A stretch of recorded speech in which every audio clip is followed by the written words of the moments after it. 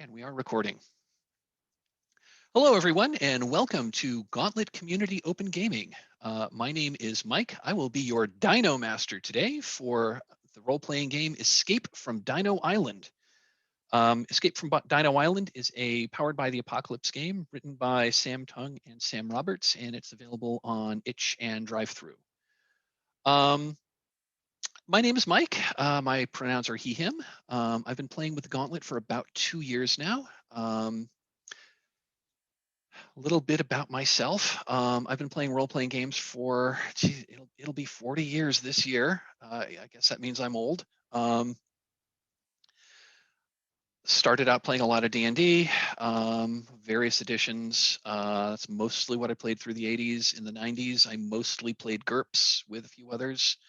In the aughts, I went back to 3rd edition D&D and mostly played 3rd edition D&D and GURPS.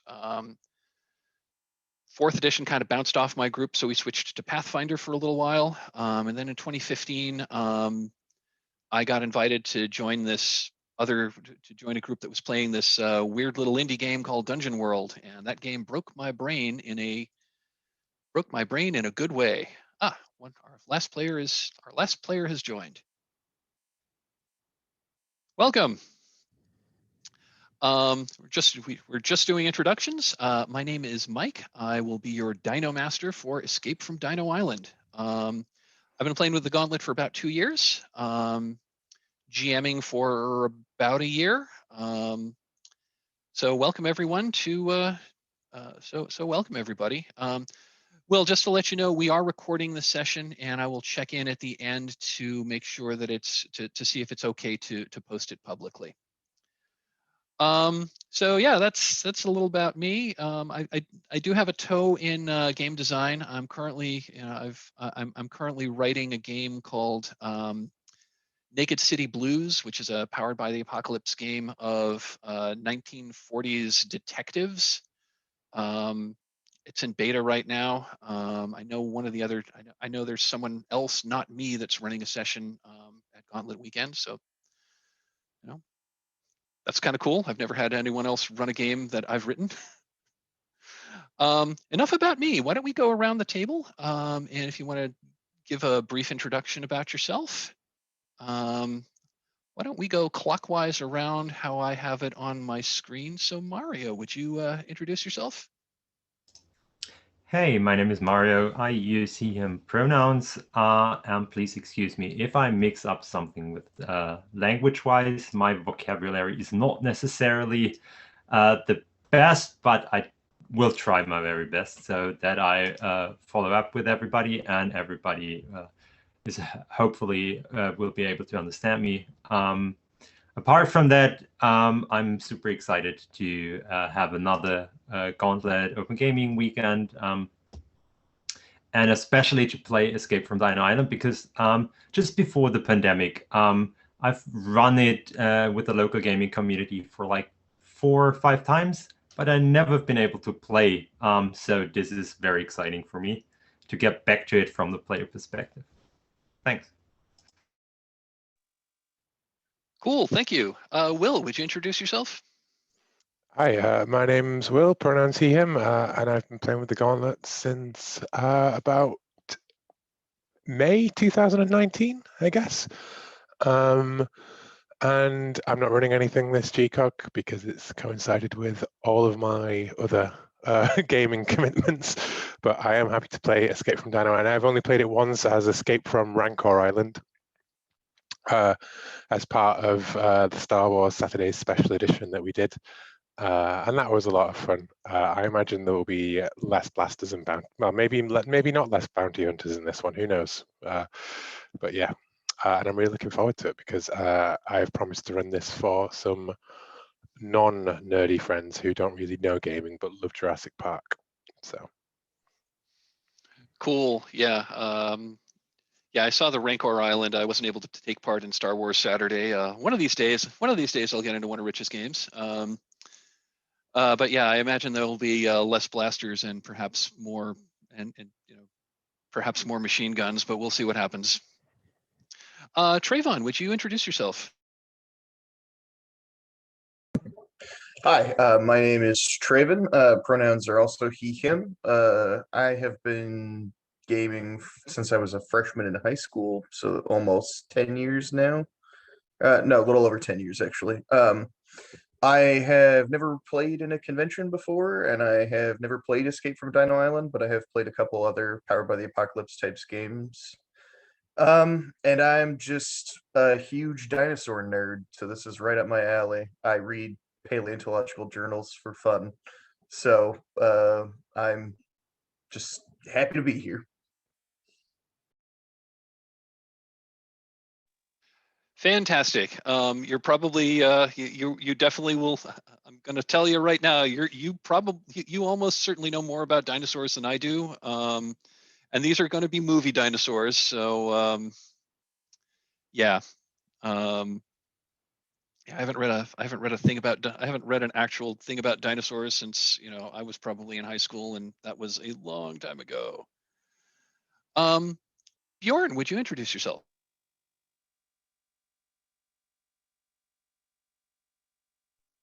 You're muted. I think you might be hardware muted rather than Zoom muted. How about now? All right. Hi, I'm Bjorn. I'm new to the Gauntlet community. This is my first online con game, so that's fun. I've never played Escape from Dino Island before, but I have played and run other Powered by the Apocalypse games. So, should be a good time.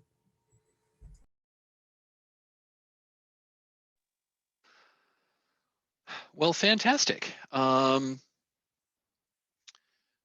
over to my checklist. So welcome aboard, everyone. Glad to have two people that are brand new to the Gauntlet here. I hope we present a fun game, and I've really enjoyed playing with the Gauntlet. So hopefully, so hopefully, if you find it fun, we might see you around. So, Escape from Dino Island. So just a brief thing about how I'm going to structure this game. As I said earlier, this is we are playing in an online convention, so we do have a hard stop at 4 hours from start. That's 1:00 p.m. Eastern Standard Time. A little bit about how I'm going to structure the game. So we're doing introductions now. I'm going to talk a little bit more. I'm going to talk about a little bit about the game in general. We're going to have to talk about the safety tools that we're going to have in play. I'll mention a bit about breaks. Then we'll get into character creation. We'll get into the initial setup of the game. I'll call for a break. Then we're going to come back and we'll start. Little thing called CATS that I like to do at the start of every game. CATS stands for concept, aim, tone, and subject matter of the game. So the concept of Escape from Dino Island is pretty much Jurassic Park, the role-playing game.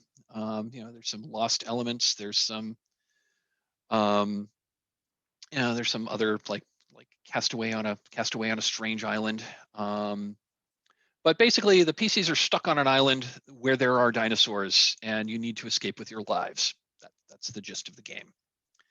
The aim of this game is to tell an exciting 3-act dinosaur adventure story where we learn the characters' backstories through play. And that's one thing I love about this game is it's got a pretty cool mechanic about coming up with your characters' backstories through play. So when we create your characters, maybe think a little bit about your characters' backstories, but yeah, we'll figure it out through a tell a story mechanic. Tone of the game. So this is an action adventure game. Peril is real, and it's certainly possible for a PC to get killed, but I am not going for gore. I am not going for horror. So if this were a movie, it'd probably be rated PG-13. And the subject matter. This is a game about rollicking dinosaur adventures. The mechanics are written such that, in general, trying to directly fight the dinosaurs is almost assuredly going to get you killed. So the rules have So if you encounter a T-Rex, if you try to fight the T-Rex, you will end up in the T-Rex's belly most likely. So the rules are, you will attempt to hide from the dinosaurs or run from the dinosaurs usually. So breaks. This game is scheduled to go 4 hours, and we have a hard stop, like I said. I'm going to call for a 10-minute break after we finished character creation and story setup, and I'll call for either a 5 or a 10-minute breaks at the top of every hour. I'll do my best to keep an eye on time. And so now let's get into talking about safety tools. Everyone had the link to the character keeper? Cool. If you could hop over to the Safety and Resources tab. We're going to be playing with 3 safety tools. So safety tools are a way to ensure that we're having fun. We're a bunch of strangers that are getting together over the internet to play a role-playing game together. Each of us is more important than this game we're playing. Safety tools allow us to ensure that what we're doing is fun and that we don't go into places that we don't go to places that anyone is going to find upsetting or triggering or places that aren't fun. So the first tool we're going to be playing with is called Open Door. And that means anyone can call a break at any time. Anyone can come and go as they please. If you need to step away, then step away. If you need to call a break, call a break. We'll take a break. If you decide that we're into this game and you've decided this game is just not for you, that's absolutely fine. No harm, no foul. Just say, hey, this game ain't for me. I'm gonna check out, and absolutely fine. So that's Open Door. Anyone can come and go as they please. If you need to step away for a while, you need to step away for a while and then come back. Also cool. I do ask that if you're gonna you're gonna resign from the game, please let us know so that we don't we don't expect that you come back, so that we could conceivably in the game give your character some kind of conclusion. But again, if you don't want to, that's up to you. The second tool we're going to be playing with is called the X card. Everyone has different sets of life experiences, and what might be absolutely fine for me to discuss, you might not. You may have some personal history on that subject matter that makes it a very sensitive subject. The X card is a tool that lets the rest of the game know that we've trod upon something that you have a problem with, or that you are uncomfortable with, or that you just it's a place you don't want to go. So if something happens in the game that makes you uncomfortable, you can say the phrase X card. We're all on video, so you can make a gesture on screen, of the X.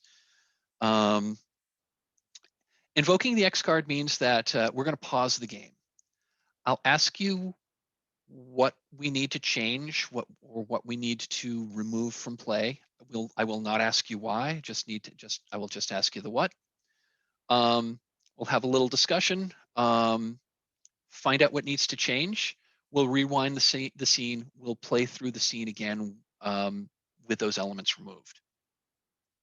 One other thing I do like to underscore about the X card: if something rubbed you the wrong way, and you're like, I'll let it go this time, and then we go back there, it is absolutely okay to X card something that you've already let past. So I do just want to call that if we for example,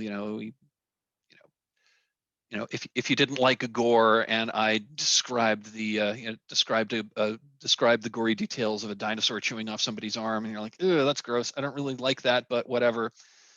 And then the next time I described another dinosaur doing another gory thing, it's absolutely fine to X card it the second time.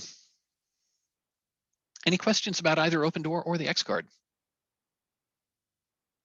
Cool. The third tool we're going to be using is called Lines and Veils. This tool allows us to call out certain elements at the beginning of play that we just don't want to see in the game. So a line is a subject matter that will not appear in the game. We just won't go there. I won't go there. You, the other players, won't go there. A veil is a subject matter that we may, we could kind of see evidence of. We could acknowledge the existence of in the game, but it's not going to happen on camera, and it's certainly not going to happen. It's certainly not going to happen to one of the player characters, and it's not going to happen on camera at all. Really, it's something we may talk around.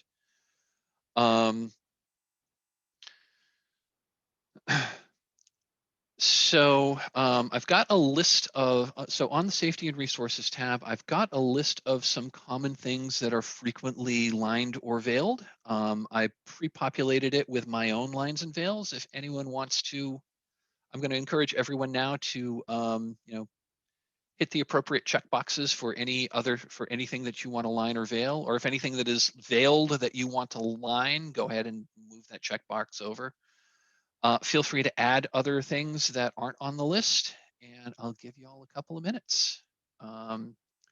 If when you're good with the list, if you could give me a thumbs up, and I'll make a quick note of it on a stick note so that I make sure that I'll keep them in front of me at all times. Okay, good. So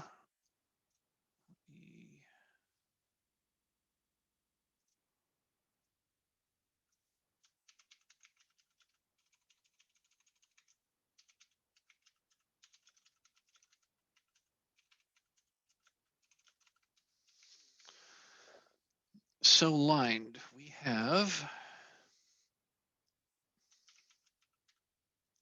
homophobia and transphobia.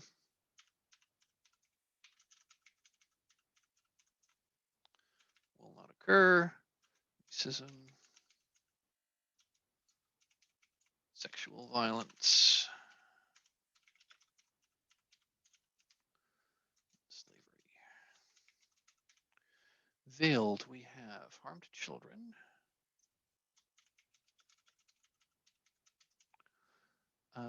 Pandemic. Inconsensual.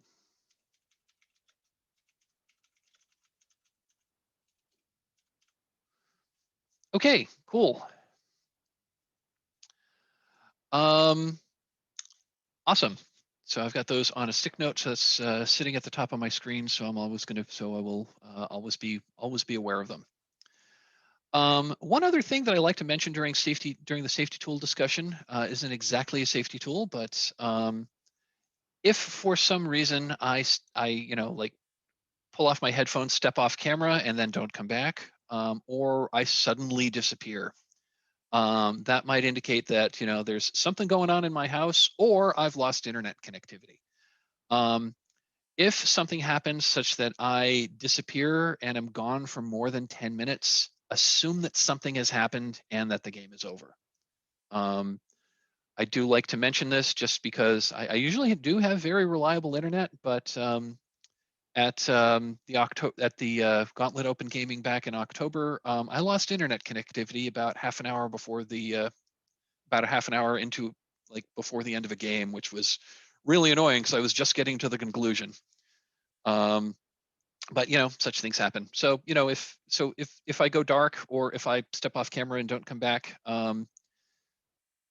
wait 10 minutes, and if I'm not back in 10 minutes, take the rest of the the rest of the game time is yours. Hopefully it won't happen, but I like to call that out. Are there any questions about safety tools? Okay. All right then. We're going to let's get into character creation. So on the Character Keeper, if you could hop over to the PCs tab, we can now figure out what playbooks people want to play. You all, I guess you've all said that Powered by the Apocalypse games, so these are pretty much stock standard PBTA playbooks. There are 7 to choose from. One that I do want to mention is we have a veil on harm to children, and there is a playbook called The Kid, which kind of is the analog for those who have seen Jurassic Park. Like the little, like the kids that were wandering around. They were conceivably potentially harmed. And Mario, looks like Mario is Mario, are you trying to switch to another session? Yeah, I'm here with my browser, but that's annoying because I only can see one person at a time. Oh, and okay. I can't see everybody, so that's why I want to switch. Okay, got it.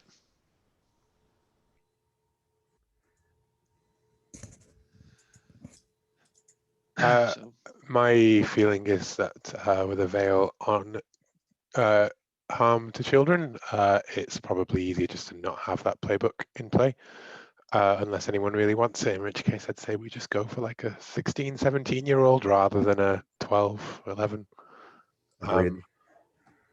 Yeah, I got nods all around for that, I think. Okay, so, yeah, that sounds good. I have no interest in playing the kid, frankly. So. I mean, yeah, it's one of the best playbooks, but I'm with you there. I'd rather play a teen than a kid if I'm going to. Not sure yet. Yeah, it seemed really useful, but we have enough players that I think we'll cover most of the basics. Oh, I fully expect results to die and fail. So, like, I was going to put my my stall out for the engineer. If anyone has any strong feelings about that, I was thinking either doctor or hunter. Probably doctor. I will point out that the doctor is the only playbook that can really heal conditions from other characters. So, I've run this game without a doctor character, and it generally runs fine. But if characters get injured, the doctor's really the only character that can effectively set the character, set another character's broken arm or something. Yeah, so unless somebody else is really passionate about it, I'll probably pick doctor then. I already threw my hat in the ring, as it were, for paleontologist. Unless anyone has designs on playing them. I think trying to be a paleontologist in English, that will kill me. Well, I must say your English is far better than my German. Mein Deutsch ist sehr schlecht. Well, that was quite perfect. It's one of the few. So not that bad. It's one of the few phrases I still remember from taking 3 semesters of German in college 30 years ago. Well, to be fair, it's quite a bit harder to learn German than to learn English or Spanish or something. So only grammatically. I was going to say, I believe Mark Twain once said, "I'd rather decline 3 German beers than 1 German adjective." So yeah, playbook wise, I'm going to be maybe a bit of a weirdo character, so I was aiming for either soldier or survivor, and I guess survivor would be my pick. Okay. Yeah. So in that case, I am going to hide. So you're going to take survivor. Cool. I am going to hide the soldier. I'm going to hide the kid. I'm going to hide the hunter.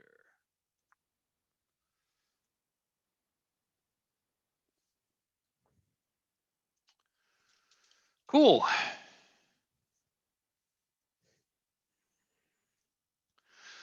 So this game is basically played in 3 acts. So even though it is a one-shot, there is advancement potential. So there are points in the game where I will basically tell people to take an advancement.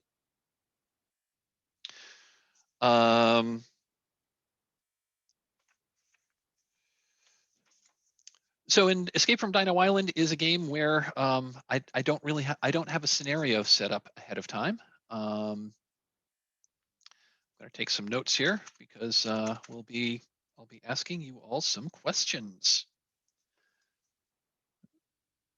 So I'm just going to take one quick look.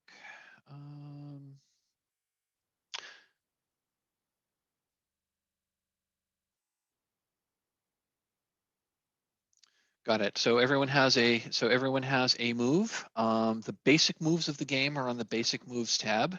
So a little bit about the game. So Dino Island has the basic moves of the game fall into two categories. There are peril moves and there are safety moves. So the peril moves happen when like something bad is happening or is about to happen. Like, if you're being chased by a dinosaur, that's a peril move. If you've fallen off of the raft and are in if you've fallen off the raft while you were whitewater rafting and are being swept by the current toward a waterfall, that would be a peril move.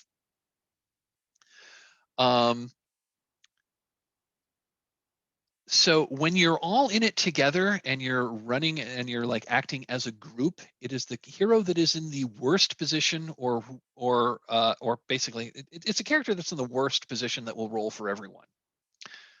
And the rest of the heroes are just kind of assumed to succeed. So if you're all running from the same T-Rex, the person who's in the worst position or like has the worst stat will do the roll. Everyone else will assume that they will succeed. It's like the old adage of if you're being chased by, I don't have to outrun the bear, I just have to outrun you. Safety moves come into play when you've got time to breathe. So if you've you've found a cave that you've holed up in, or otherwise things are peaceful and tranquil, then you can do the safety moves. Safety moves generally take quite a bit more. I mean, peril moves, they're like really fast. Safety moves can take a while. And the cool thing about safety moves is whoever is in the strongest position rolls for the group. The other thing about safety tools is it engages the tell a story mechanic. So you'll notice on your playbook that you have stories to tell, and there's a list of them. When it is your turn to tell a story, you basically you pick one of your story prompts and you tell a story about your character's history or background. This comes into play because the more stories that you have told, the better your character's epilogue at the end of the game. So those are kind of role-playing prompts. So basically, when you have a chance, try to take the lead of a safety move because that'll give you a chance to tell your story. Let's see. So that's and the rest of the game is pretty much stock standard, powered by the apocalypse. There is you roll 2d6 and add your stat. I'm trying to remember if this game has advantage. I'm blanking whether this game has the roll with advantage or not. I don't think it does. Okay.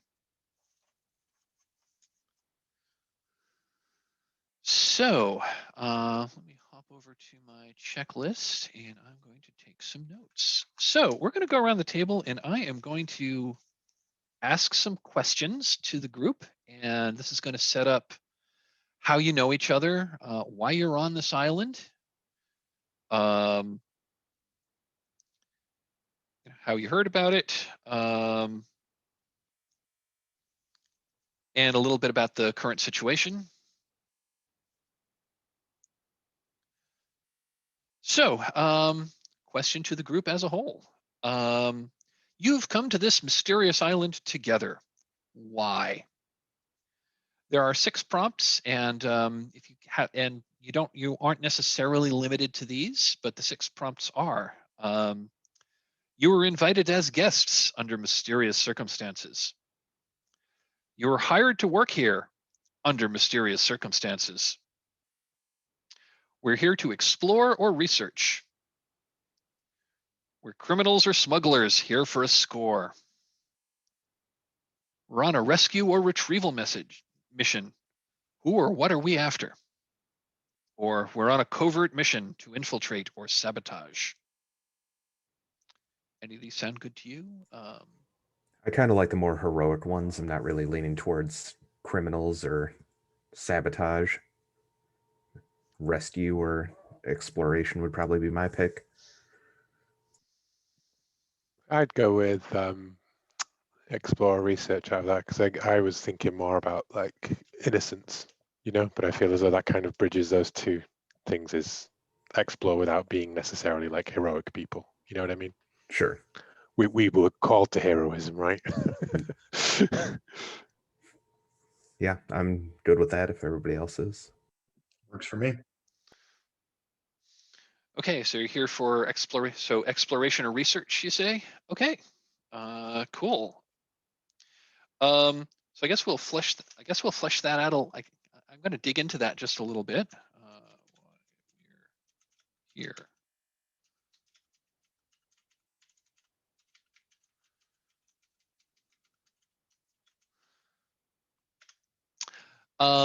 Again, just we only have to paint this in broad strokes, but like, are you a are you like scientific researchers? Are you the other thing about exploration or research, you could have did your were you on a boat that suffered some kind of mishap, and you made it to this, you're kind of castaways on this island that you need to explore? Or one other game that I played was they were a TV they were a TV team.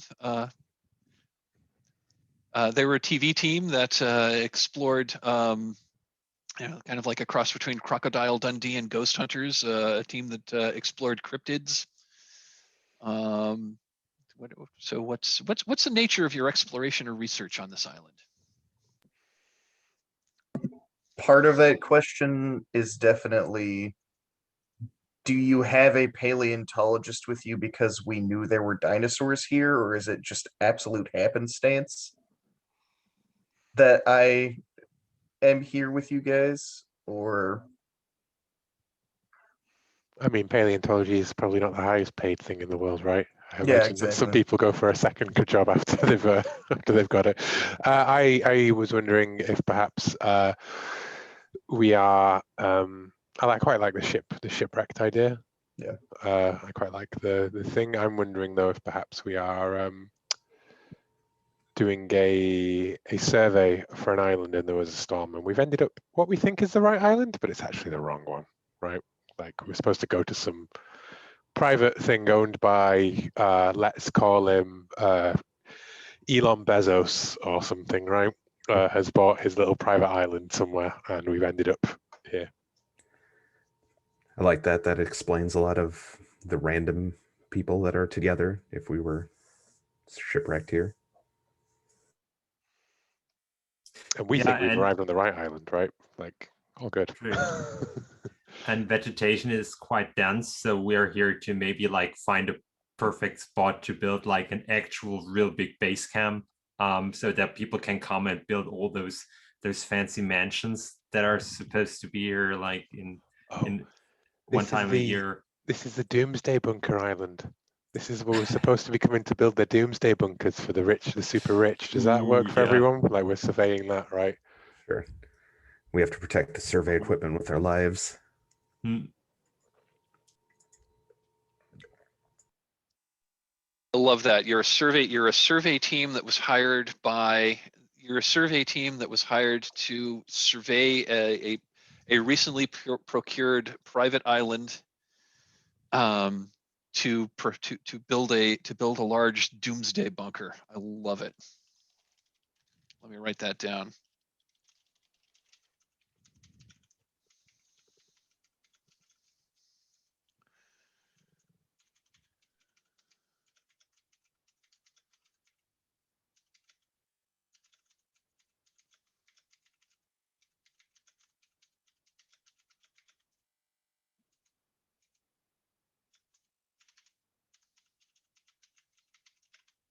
Survey team hired to survey a private island to build a doomsday bunker for a billionaire. Love it.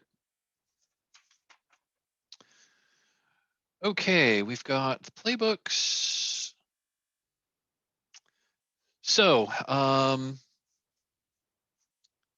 what did you hear about the island before you arrived? Give each character a rumor. See page 17.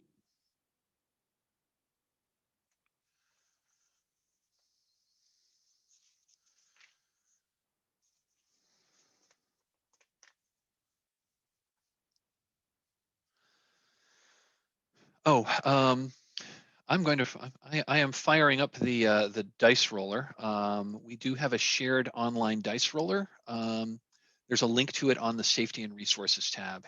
We're using a. I'm just using a simple one called Roll Dice with Friends.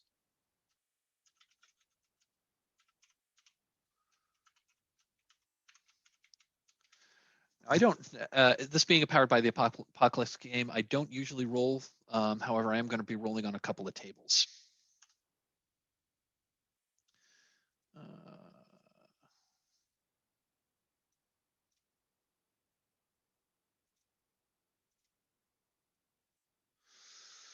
Okay.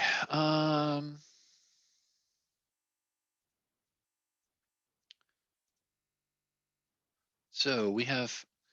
Now, before we go any farther, why don't we just do a quick introduction of our characters? Why don't we go right to left as appears on the character keeper? So tell us about Dr. Oliver.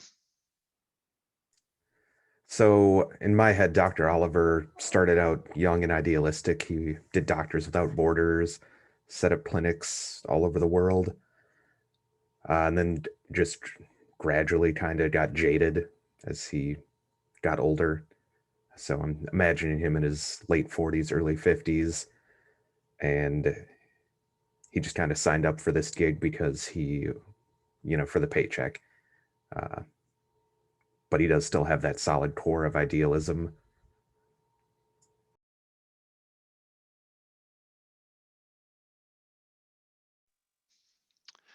You have heard that, because I'm going to say there was an advanced survey team that just kind of like went around the island and, like scoped out a place to, a good place to moor. You'd heard a rumor that the initial survey team that came to this island, when they got close to the island, their computers stopped working right. Will you tell us about about your engineer character, Jeff Neal? So Jeff Neal is he's a very practical man. He knows his stuff. The problem with the first survey team was that they didn't have someone practical. They just had people who had learned things through off the internet and everything. Whereas I have MIT. MIT is my standard, and I'm the one who can make things work. You need the money and you need the brains, and I'm the brains.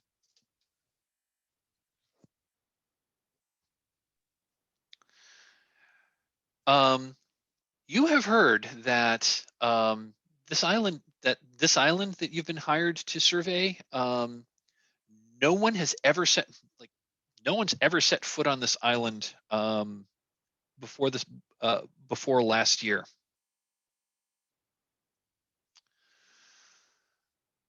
Trayvon, would you tell us about Theodore Kaplan? Theo Kaplan is a graduate student from Canada. I haven't picked a university yet. Who is on this job in between working on a doctorate in comparative zoology. He's bright-eyed and bushy-tailed as much as you can be when working in such a niche field, but is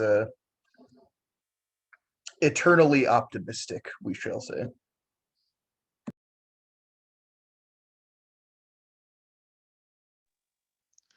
Very cool. You have heard a rumor that, being a paleontologist and all, you've heard a rumor that the Natural History Museum, and you said you're from Canada. You've heard a rumor, and I don't know if this actually exists, but that the Toronto Natural History Museum has this new exhibit opening that has been super hush hush, and that even the curators don't know anything about it.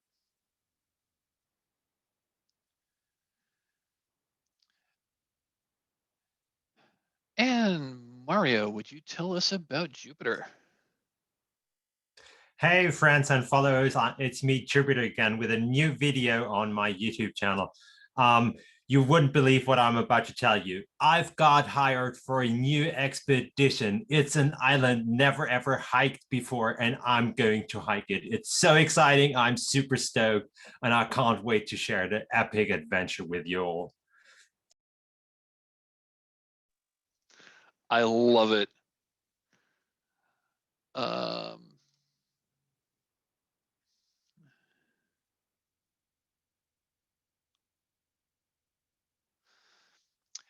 You heard a rumor that, like, so I'm going to say what piqued your interest on this particular island was that you heard a rumor that the Chinese government was interested in this island, and that you wanted to get here before they did.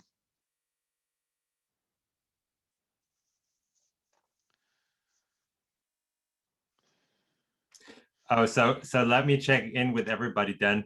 How about conspiracy theories? Because I'm a famous YouTuber, and I wanna sell my content to as much people as possible, and I do know about algorithms and conspiracy theories. So, is there a line or anything on that? I won't aim for anything too wild, but yeah, okay. Go nuts, man. As long as you don't, like turn it into a COVID idiot kind of thing. You know what I mean? One thing about the Survivor playbook is you were on the island first, and you have been there a while. So there's going to be so we'll probably figure this out in story, but so it was the team of the other 3 characters that came. You were already there. You've already been here for a while.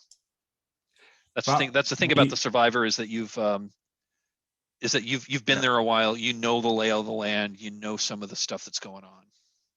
But I won't know beforehand that I have been there, because I think we're going to a different island than we do, because we then get shipwrecked and are stranded on an island I've been to, but I don't know that we're going to be there, right? It's a bit a complicated thing. Well, but yeah. I think that maybe it's the Survivor is the exception to that line about you all arrived together. The Survivor was already on the island before we arrived. Exactly. So maybe you were a part of the initial survey team and then got stuck when they left.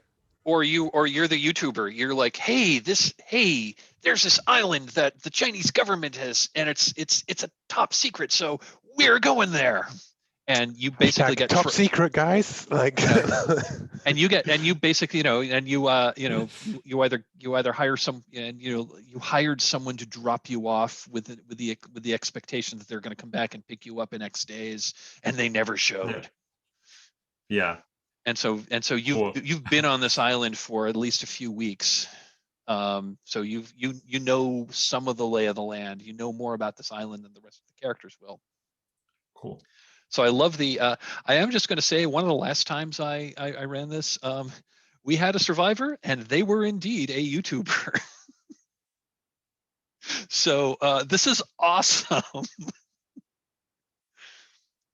Okay. So that's our characters' backstories. So the next is the arrival. So on the island, you quickly encountered your first dinosaur. And again, I'm going to go around. I think I'm going to go in reverse order, but I'm going to save Jupiter for the end, because he was because Jupiter's wasn't necessarily with the rest of the party when this happened. So so Dr. Oliver, when you arrived at the island, you encountered your first dinosaur. Where were you, and what kind of dinosaur was it? So I'll say that obviously we started out on the beach, let's say near where a large river was draining into the ocean. And after the first initial like surviving, getting everything out of the boat, making sure everyone was okay, we looked up and saw a family of hadrosaurs in the river just doing their thing 100 feet away from us.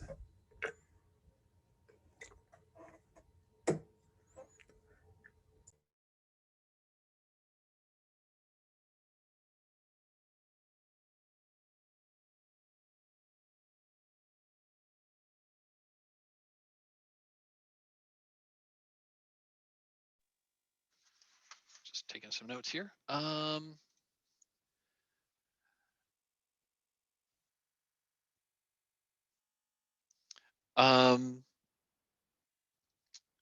So, Theo,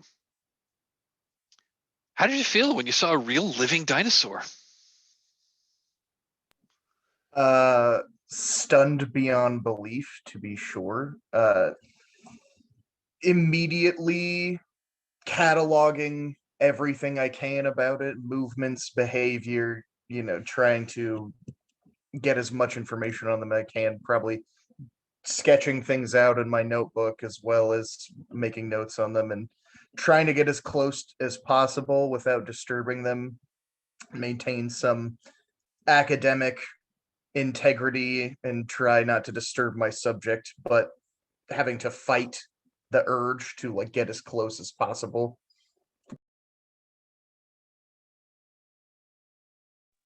Cool. And Jeff, what was one uncanny thing about the dinosaur?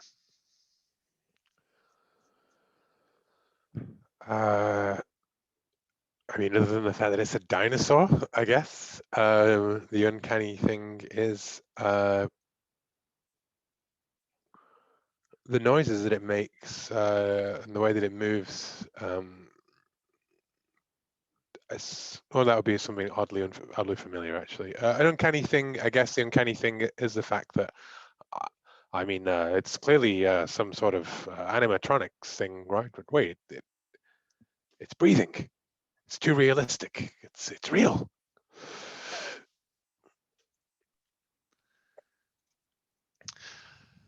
And Jupiter, I'm going to say that you also on your own encountered your first dinosaur. What was oddly? I'm going to ask you, what was the first dinosaur you encountered, and what was oddly familiar about it? It was a Brachiosaurus, like those with those super long necks. And what was familiar about it, that was my favorite dinosaur on the kids' TV shows. There was this Before Time kind of series. I don't exactly know the English title of it, but it's like a cartoonish kind of thing, and the Brachiosaurus in that kind of show was my favorite. So that was like, oh, that is sort of like a hero, the Land Before Time, exactly. And that dinosaur like was kind of my childhood hero, and now I've seen those crazy thing in real. That was super excited, but I need to make a video about it. So I filmed just like the head of it, and I was like, oh wow, the Chinese actually really did get here first, and I've proof of it that they cloned dinosaurs. I know they're all over the place. That is extremely exciting and extremely dangerous. We should tell the government about it. Awesome. I'm going to say that it was not long after the survey team got on the island. I'm going to say, Jupiter, you saw this. Your boat was supposed to come back to pick you up weeks ago, and you've been like living rough on the land. you saw this boat, or you saw this other boat arrive. You thought it might be the people that were here that were supposed to pick you up, so you went down to meet them, and instead you got this. You met this other survey team. So after you after you met up, something went wrong. So I'm gonna.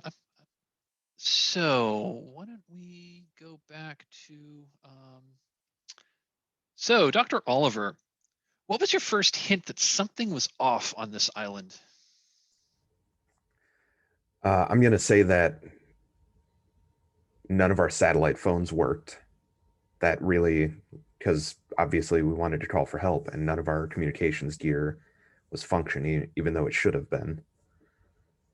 And then that combined with dinosaurs is making me think that we're in some serious trouble.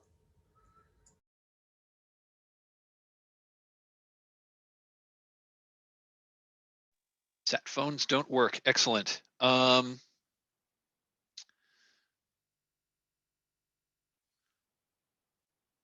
Jupiter, who did you instinctively turn toward and why?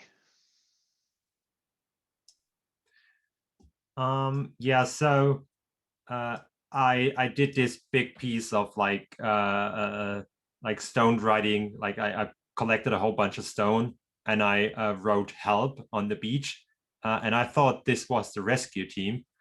And I just think that Dr. James Oliver seemed to be sort of in charge with the group. So I turned to him, and in the beginning, I was just like super excited. So yeah, I've got all the footage. Yeah, we need to show the world what's going on. There are like dinosaurs. Can you believe it? There are dinosaurs in the island, and I've got proof of it. I've got this video clip, and we need to show this to the world. So, where is our boat?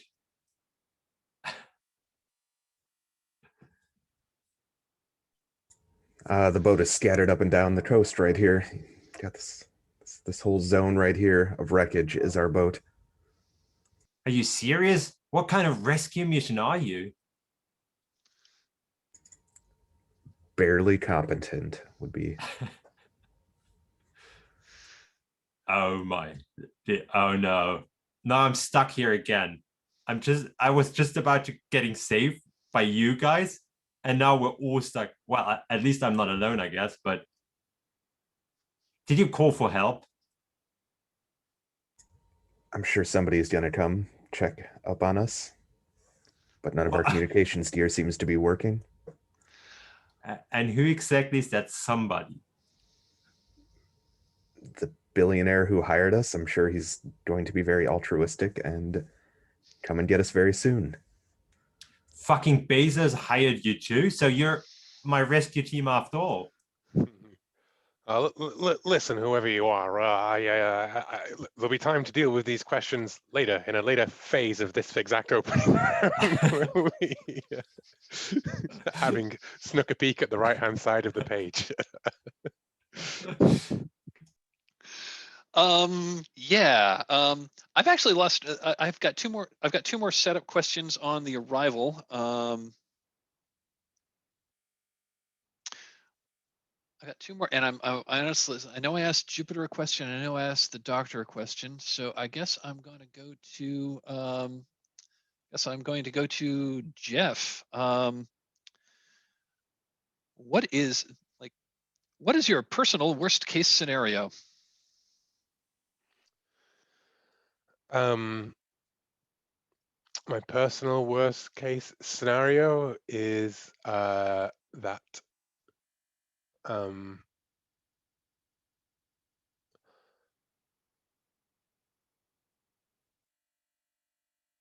that my brother was part of the first survey team.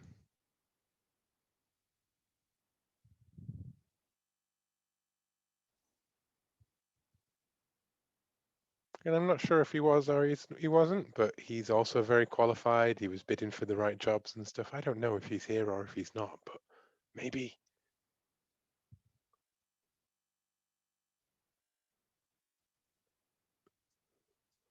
My brother, Sam Goldblum.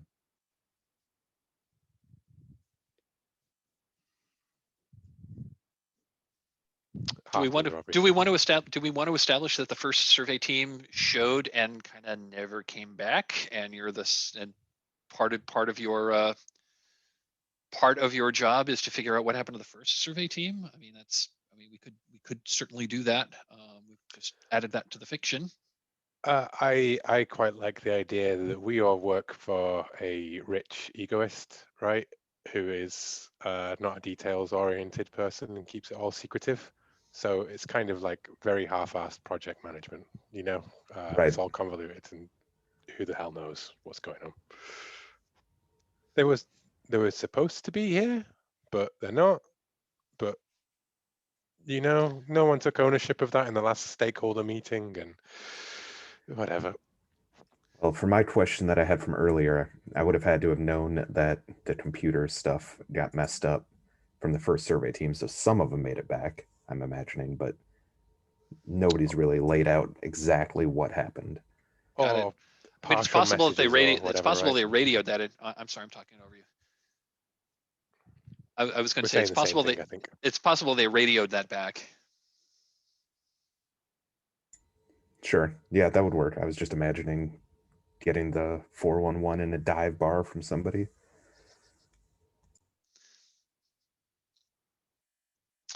Last question in the arrival section of afterwards something went wrong. I believe that is going to Theo, and that is, what made you realize that you are now in serious trouble?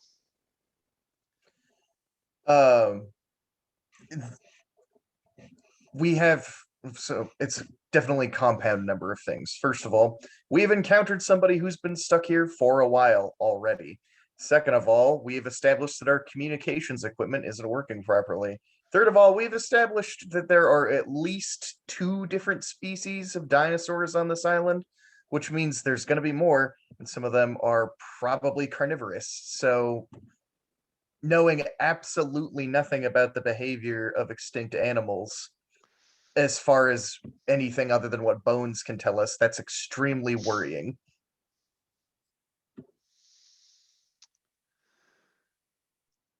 Cool. So the next question is like, so we've set up the backstory. We've set up your arrival. We've done the arrival. We're now in the right now section. So once we get through this section, I'm going to call a 10-minute break. Then we'll come back.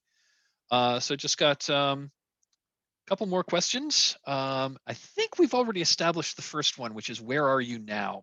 It sounds like you're on the beach. So I'm just gonna say that, and over on the island and situation tab, there is a map of the island. Unfortunately, since this is in a Google sheet, you can't really edit that.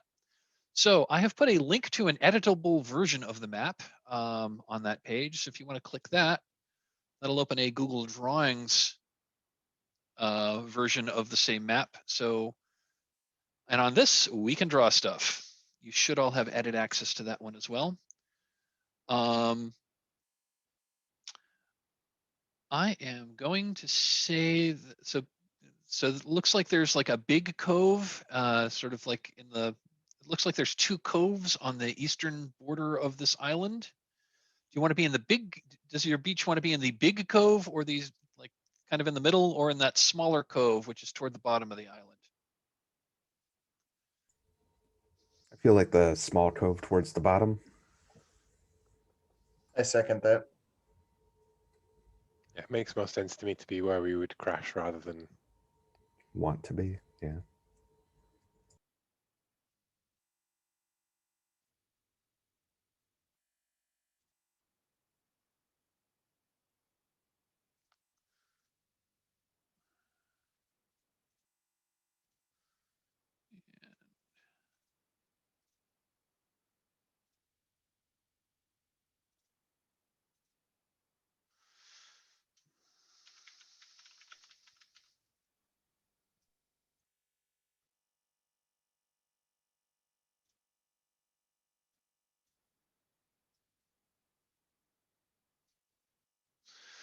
Okay, the next question is,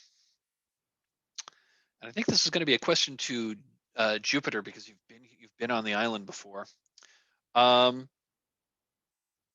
You know of one way off this island, although there may be more.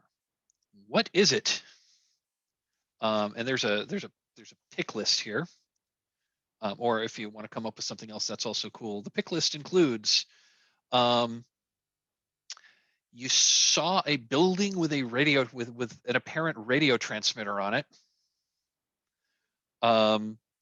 You saw that there's a hidden seaplane in one of the other coves that you caught a glimpse of. There's a helicopter on a helipad. You saw signs of a military submarine. There is a sailboat or pleasure yacht that is anchored offshore. Or there is a cruise ship that comes by, or there's a cruise ship that seems to come by once a week. Or something else. I mean, I'd like the seaplane most. And I think there's just I've been there because I discovered it and I thought, yeah, get the heck out of this place. So I tried to start it, but it wouldn't work, and I'm no engineer. So there's like some damage to it. That's why we can't get off right away.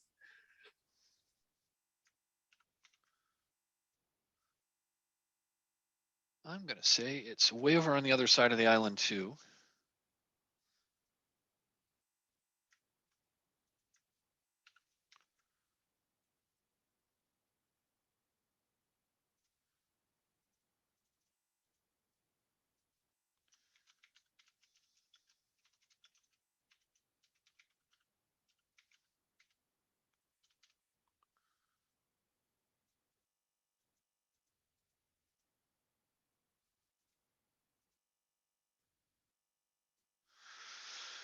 Cool. And I think I think we have established that your boat, yeah, that you know, I think we've established that the survey team's boat has, you know, is not workable. So like, why can't we just leave? Is the next question. And I think the answer. I think we've already established the answer, and that is when you went into land, your boat hit a reef, and your boat hit a reef and took on water, and you basically, you know, your boat sank in the cove because you hit it. You ran aground on a hidden reef, tore a big hole in the boat, and it's now mostly submerged. You were close enough to the shore that you were able to get there in either your dinghies or you swam for it.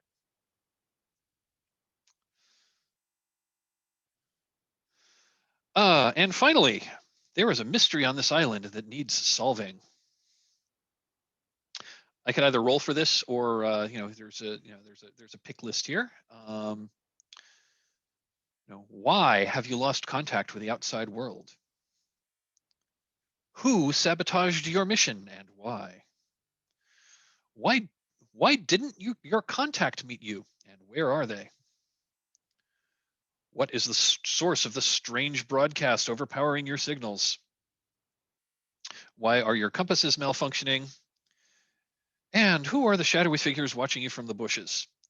Now, of these questions that are in the book, I think there's a couple that we've already kind of established in our setup fiction. So I think it might be best to go with one of those, and that is, why have you lost contact with the outside world? / like, why do your sat phones not work? That sounds like a good mystery that you wish to solve. I like the idea of the strange broadcast. Oh yeah, I love that. Because that's overrides. I love that. That's why you can't. That's why that's why your sat phones aren't working. It's being overpowered by a strange, powerful radio signal. Do you guys know anything about numbers stations?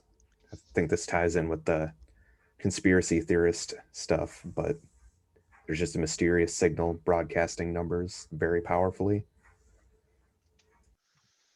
I like it. Broadcasting numbers in different languages and in different ways, and sometimes in like in Morse code. And as I listen to it, I'm going like, that's binary. Yeah. Wait, that's hexadecimal. Every time you start thinking you figure out a pattern, it changes, and you're like, what?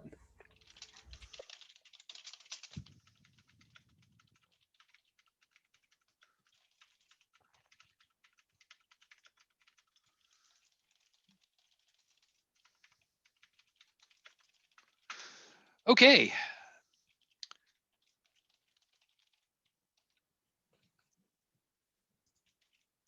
Oh, right. And there's one more. What is the problem to be resolved? Again, choose one, or choose choose one or come up with the other. That's a choose one for you, I believe. Oh, that's right. Two answers are called the opposite. Why can't we just leave? Oh, yes, that is correct. I choose one. Yeah, and I think we've established your way off is now damaged. So you can't just leave because your boat is damaged. Okay, we've got our characters. We've got our setup. We've got a little bit of a story as to why we're here. I think we're about ready to start play. I am going to call a 10-minute break. So let's come back at 25 after, and we will start playing in earnest.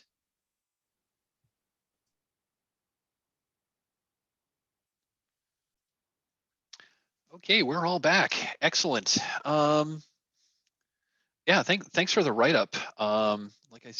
As I said in the chat, I was also taking notes, but yours are better, primarily because I have a hard time like writing and talking at the same time. It's pure in games IGM. I have no notes, so you know. Oh, one other thing I meant to mention during our setup talk. I'm going to try, if we can. I want to try to wrap this up. Maybe 10 minutes or so before our actual hard stop date, so we can do a little debrief. There's a debrief tool I like called Stars and Wishes, which we can go through. If we can. I mean, if we're, sometimes these games kind of go right down to the wire. Okay, we are in Act 1. We've got our setup. We've got our 4 characters are on the beach. We've got our 3 survey team members and our YouTuber who have met on the beach. And I guess I'm going to let's kind of do a hard frame. There was clearly a road or a trail that went from the beach like into the jungle that you decided to follow. And it opens up into a clearing. And in this clearing, there is there's a large clearing. And as you entered the clearing, you saw the remains of a big chain link fence that was surrounding this clearing. The fence is still there, but there are several sections where it's been clearly like ripped open. You can also see signs that there were, well, anyway, I'll just, so there's, so there is a big gate in front of the road to this clearing, and the gate is closed and locked. Looking through this clearing, you do see that there is a small, squat concrete bunker-like building. On the roof of this building, there is there's like a radio aerial, not a particularly big or powerful one. It looks like it's just for like short range broadcast. And you do see on the other side of this clearing that there's a rip in this chain link fencing. You don't see a way through right now. And as you're assessing the situation,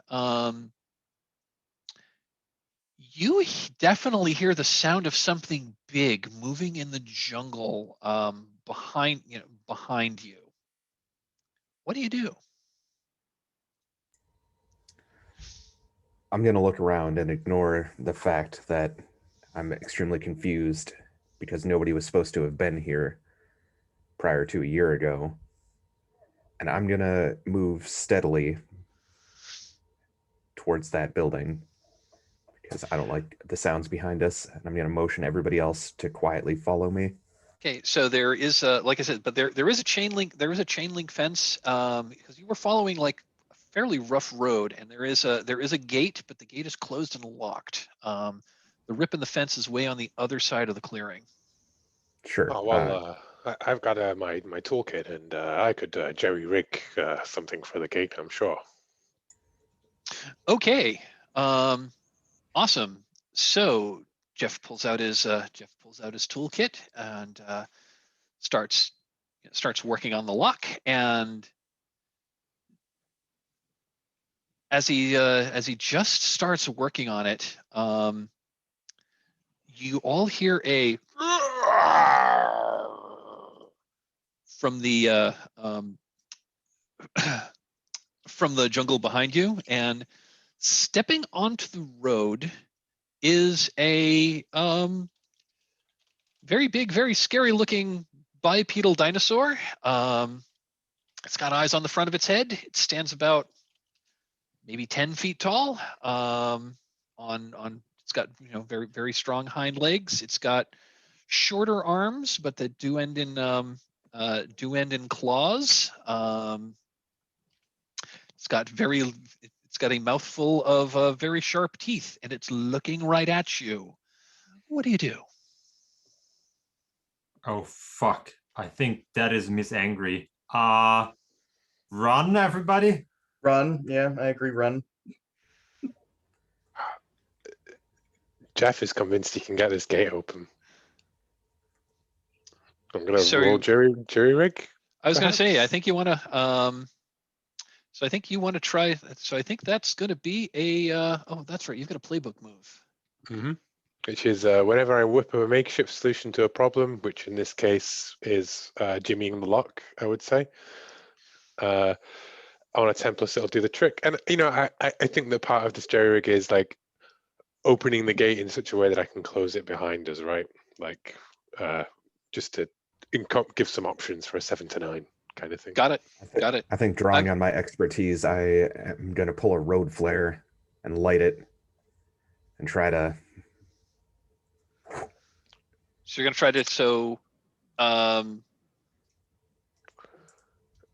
Sorry, I'm going to try to remember distract characters them. here. I'm So going to try to distract the Dr. dinosaur. Oliver wants to try to distract the dinosaur. Jeff is going to try to jury rig this lock to open it up. That's pretty cool. I was going to say if you wanted to do, I was going to say if you wanted to use the basic move, just do it. That would also apply here, but I think your clever is better than your steady. So. Oh yeah, it's plus clever, isn't it? Well, it's a 10 plus. It'll do the trick. Because I was gonna, when I had rolled a 9 and I'd forgot to include my modifier, I was gonna say it's gonna take a while, so we're gonna have to do something about this dinosaur in the meantime. But I actually succeed, so I managed to. As it comes out, I guess I pop the lock off. Okay. Oh, one thing on roll dice with friends, on the roll dice with friends. There's that top if it says Dallas Dice Roller, that's the default name. If you want to go in and change that to your character's name, that'll make it a little easier to know who rolled what. Mm-hmm. Mine was the first, the 9. So. Okay, awesome. Theo is trying to figure out what kind of dinosaur this is. Okay. I think that's going to probably take less time than than trying to distract it with a road flare. So why don't we why don't we resolve that first, and then we'll figure out what happened with the. So Dr. Oliver, that was you had rolled the 5 for your distraction move. Yes. Okay. Let me just take a look at the basic moves here. I just want to see. That was going to be a look over there. A roll plus clever.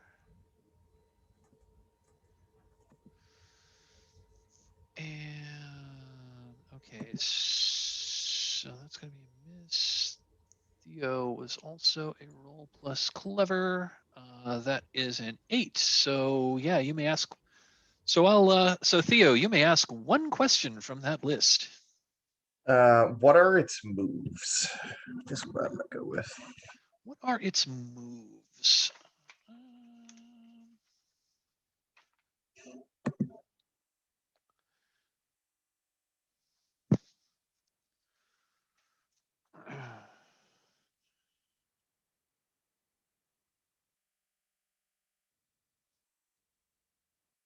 Oh yeah, that's the other thing I was going to mention about this dinosaur. Unlike the image behind me, these dinosaurs have feathers. It's this one's not brightly colored. It's covered with feathers that are mostly kind of like amber and green. Like it would blend in with like it would blend in with the background pretty well. What are its moves? Yeah, it's probably not alone. This looks like a kind of a dinosaur that and when I said it was like 10 feet long, it's probably not. It's it doesn't stand 10 feet tall. It's probably standing about. I mean, were it to rear up, its neck would probably be 10 feet off the ground, but it's leaning forward, so it's about eye level with other people. So its moves are work as a pack, move with amazing speed, solve complex problems, and slash with razor sharp talons. Those Do are I this creature's know moves. roughly what species it is? You think it's something in the Velociraptor family, Okay. although a particularly large variety. Maybe a dromaeosaurid. I'm going to do my best to kind of calmly relay this information to everybody. It's a dromaeosaur, guys. It's fast, agile, probably hunts in groups. We need to get that open now. Let's see. So, Dr. Oliver, you attempted to distract it with a road flare.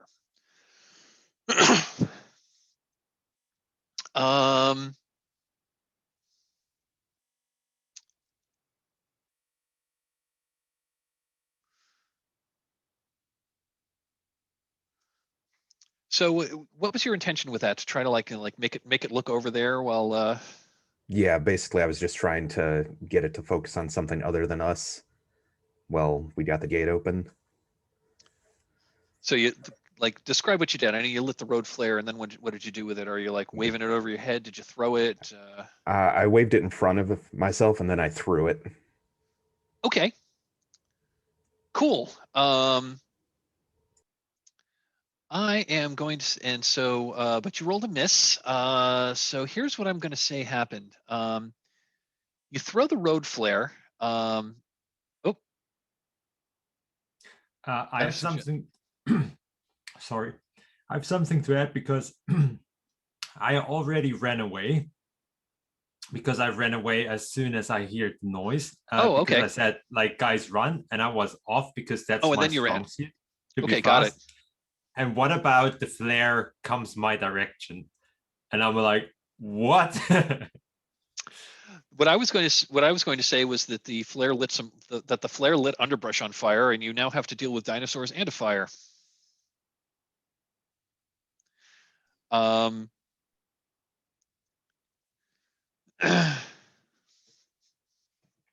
If that's okay with you, I'm going to say that that I'm just going to say I don't even want to roll there. I'm going to say because I think the dinosaur is I take that back. I think I do want you to make a run move. Okay. And this is going to be just for yourself. So I think like I'm just giving it my all because those dinosaurs they look quite dangerous. And all of a sudden this flare comes flying by my side and lights the tall grass and the bush on fire. And I'm what the and I can't finish it because I see the dinosaur chasing after me. And now like fuck, fire on one side, dinosaur on the other side. I can't. Oh, but I can deal with that. It's a 12. Ooh, nice. So, yeah, you run off and you find a safe location. I'm going to say it's still fairly nearby the rest of the group, so you can still see what's going on. But why don't you tell us what you find and where you're able to escape to? I tried to get into that Chinese base. At least that's what I think it is. And I couldn't get the lock to open, so I just cut a hole in the fence. Because that was easier to get through. And I'm just at that spot, and there's the hole in the fence, and I just slide through the hole in the fence, and I'm on the other side.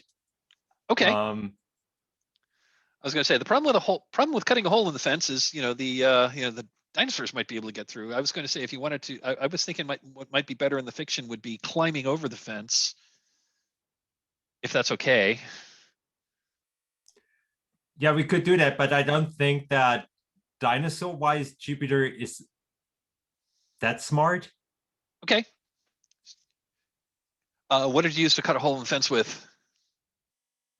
Yeah, I found some tools, and then I managed to get one rod cut, and then I just twisted and turned the rod to make it ever bigger. I was imagining kind of a chain link fence, so like you got a pair of bolt cutters, snip, snip, snip, snip, snip. So okay, yeah, you made a dash for it, like flames. You're like, got a dinosaur on one side, flames on the other, a fence on the third. Like, wait, I've got bolt cutters. Cut. And yeah, you are now. You cut a hole big enough for you to crawl through. And yeah, you are now on the other side. I'm gonna circle back to our engineer. Look at I just wanted to look at your move here. On a 10 plus, it'll do the trick. 10 plus, it'll do the trick. Problem. Okay, yeah, and yeah, which you I think is that I break off the lock, right? And then as we go through, I close the gate. The lock won't do it, and I jam my screwdriver into the lock, make jerry rigging, closing this gate behind us. Got it. Love it. Okay, I'm gonna say that yeah, you are. Oh, okay. Thanks for the clarification, Mario. That makes more sense. Okay, cool. Yeah, I'm gonna say you are now on the other side of this. You're now on the other side of the fence. You got the gate closed, and yeah, this feathered dinosaur is now on the outside. It's kind of clawing at the fence. It's clawing at the fence. It's looking at you, and it makes another like screechy vocalization. This one's distinctly different than the first one. And at that, you see stepping out of the woods 3 more similar dinosaurs that also step up to the fence, and they're like looking at the fence. And one of them is clearly like reaches out with its sharp claw and is testing it. And another one is and that first one that you saw, it's definitely testing the door. It's like grabbing the well, not so much grab, but it reaches out with one of its front forelimbs and is shaking the gate. Theo is furiously taking notes. I suggest we make our way to that building and potentially hide. Yeah, let's oh god, I guess it got that weird kid who came out of the jungle. Let's get in there before it gets us. I'll miss him. He was the best of us. A lot of sense. Okay. Let me get... So this is a squat building. It's only 1 story. It's got a flat roof. It's made of concrete. Looks like it's made of poured concrete. It's got just a couple of windows, and they're pretty small. They actually, I mean, again, it looks almost military. The windows, they're only maybe they're maybe only 4 inches tall, but they're long. Like you could conceivably stick a rifle butt out the end of it and shoot through this. It does have a door. The door is steel and it is locked. Oh, also above the door, there is a video camera pointing down. Is there anything you can do about this? I'm gonna test the door, see if it feels sturdy. It feels pretty sturdy. I would like to check if that camera's got any power going to it. It does not. I'll just tell you, it does not look like it's powered up at the moment.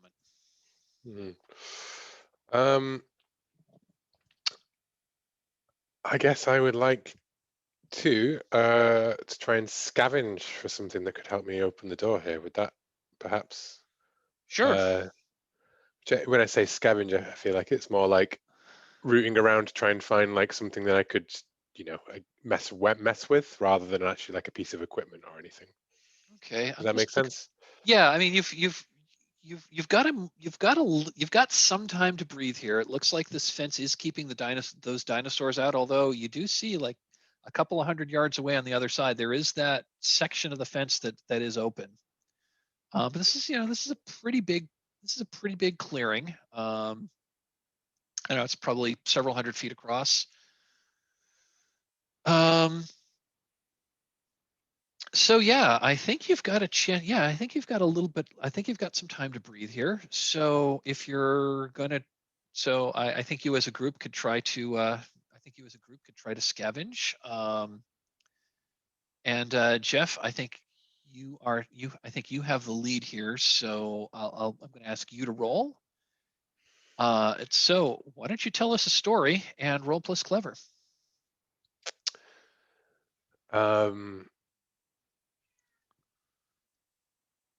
Something inefficient that infuriates me is this whole setup.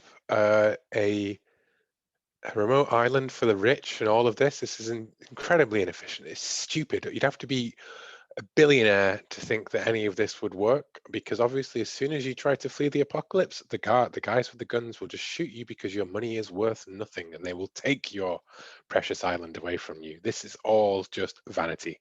So inefficient. It's so stupid. And so I roll plus clever, is that right? Plus clever, yeah. Oof, that's only an 8.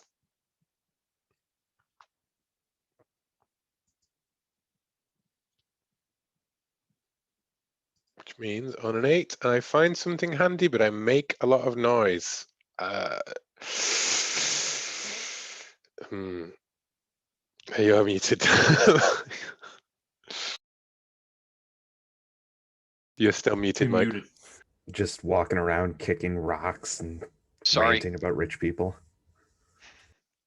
Okay, yes, you make a lot of noise. You can pretend dinosaurs heard you if you want. So why don't you tell me what useful thing you found, and I'll tell you why that made a lot of noise. What I think we find is that this is a, it's a hydraulic door. It's a steel door, right? It has a power panel that if we follow through like the cable along under the floor and everything, right? What looks like a rock is actually a disguised kind of like thing that if I pry it open, run a current through from my tablet, right, just to get the circuits going again, I can get it going. Fantastic. Yeah, you're able to get this going. And as you connect, as you connect your you jury rig that USB cable from the end of your tablet into this thing, and are able to you are able to send a signal, and you hear a loud sound of gas escaping from a hydraulic system, and you hear like you hear from inside, you hear, those of you who are standing by the door, you hear a loud ka-chunk, ka-chunk, ka-chunk, ka-chunk as bolts undo. The door swings open, and at that time you hear the door swings open, and also at that time a bunch of red lights start flashing, and an alarm klaxon sounds. Can I say it's it starts off with the Inception noise.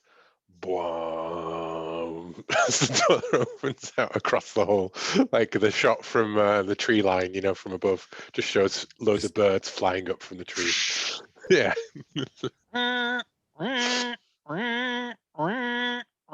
And yes, they're like red, there's like red flashing lights that start, like as if you've tripped some kind of alarm, but on the plus side, you now have access to the building.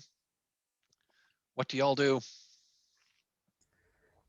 I'm a little torn between checking it out and getting away from the loud noises, but I think I'd at least poke my head in and look around. I have a handy pen light.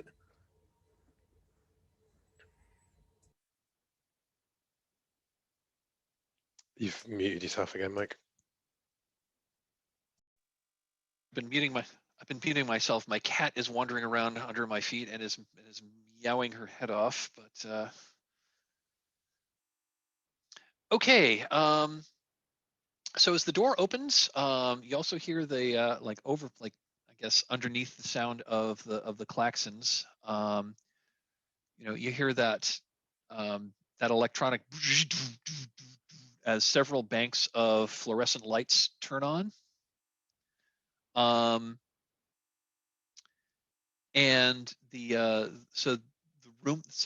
door opens up into kind of a large mostly spare room, just a square room. It's got concrete walls. It does have that window I previously described that looks out onto the clearing. It's an open window. There's no glass or anything. And there's a similar one on the other side. It looks like there are racks on the walls that you would imagine are probably gun racks. There's another interior door that leads deeper into the facility, and there's a couple of overturned plastic chairs. It seems to be about it. It looks like you would imagine that it looks like someone like ran through here and grabbed stuff and got out in a hurry.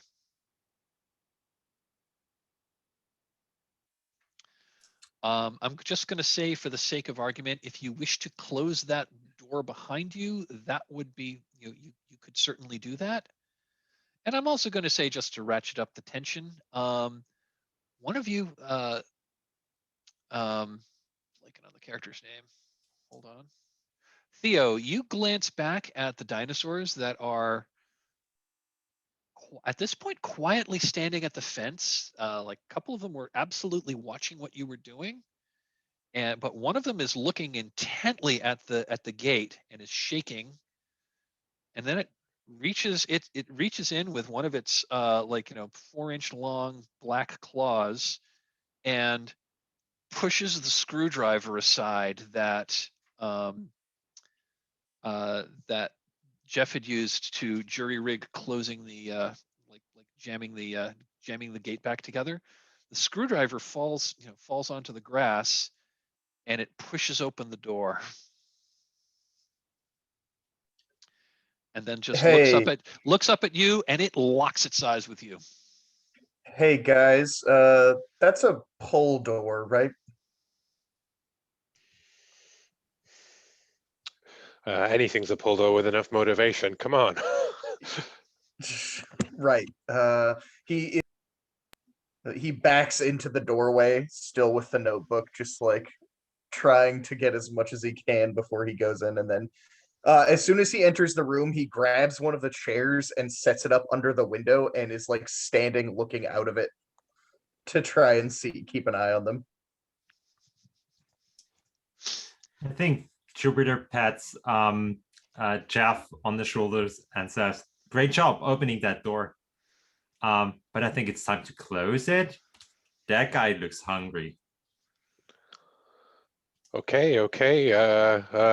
It's not responding. Come on, give me a hand. Like, let's do this the old-fashioned way. And we haul it back closed if we can, I guess. I don't think that needs a roll. I think from the inside, I'm sure there's like manual overrides for the hydraulic system, so you're able to slam the door shut. And I'm imagining like one of those like wheel openings, like on the bunker of a ship. So you're able to like manually override the hydraulic system and get it closed, which is good because as soon as you get inside the door and start to close it, Theo, you see from looking out the window that those 4 feathered dinosaurs, they walk in, they kind of slowly walk in inside the perimeter of the fence. They all look at each other. That leader makes another vocalization, and the 4 of them start running toward the bunker, almost in like a V shape. And then as they approach, the 2 on either end kind of like veer off to try to surround whatever it is. This is extremely complex pack behavior. Coordinated ambush. Interesting. And they get to the door, and you hear them pounding and scraping on the door. One of them does come up to the window, and you see it, and it like raises its eye.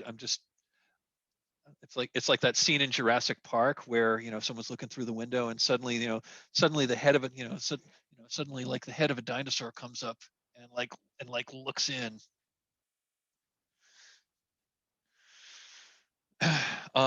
Yeah, you're all in this room. The exterior appears to be surrounded by dinosaurs. What do you do? So I imagine that I'm mostly concentrating on looking through the rest of the bunker. You said there was a door that went deeper in? Yeah, there's a door that goes deeper in. Deeper in, it looks like there is a series of computer banks. This looks like it may be some kind of data center. Just like, I mean, it's not gigantic, but it's many racks of computer servers. They don't seem to be running, and when you're looking through here, you do realize that it's damp back here. There's like a little bit of water on the floor, and looking up, you can see where water is seeping in from the ceiling. Okay. I'm gonna see if anything has Chinese characters on it, or if it all looks Western. I mean, it is Western technology, but I mean, most Western technology is manufactured in China these days. I am going to say, yeah, that I'm going to say yes, that some of the that you do see when you're looking through. I'm going to say yes when you're looking through the information panels. Chinese seems to be most prominent. I'm just gonna rub my head and quietly mutter under my breath that internet kid was right. Jesus. While you're saying that, you see you get caught in a flashlight of a mobile phone. Oh yeah, you guys hear it. The doctor says the same.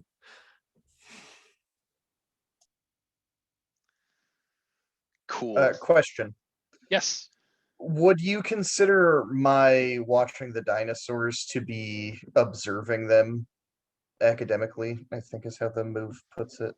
Getting a chance to study them closely.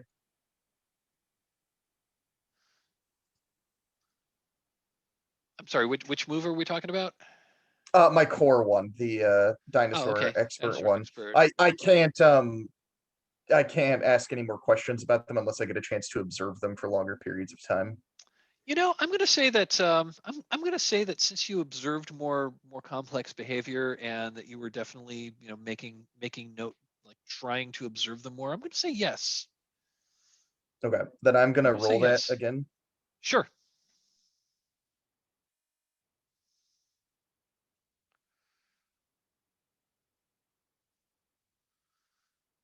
Another mixed success. 7 plus 2 is a 9. Yep, so that's a mixed success. So again, you can, like on a hit, you know its species, sex, and whether it's a herbivore or carnivore. You know I mean, you know all that stuff already. You may ask another question.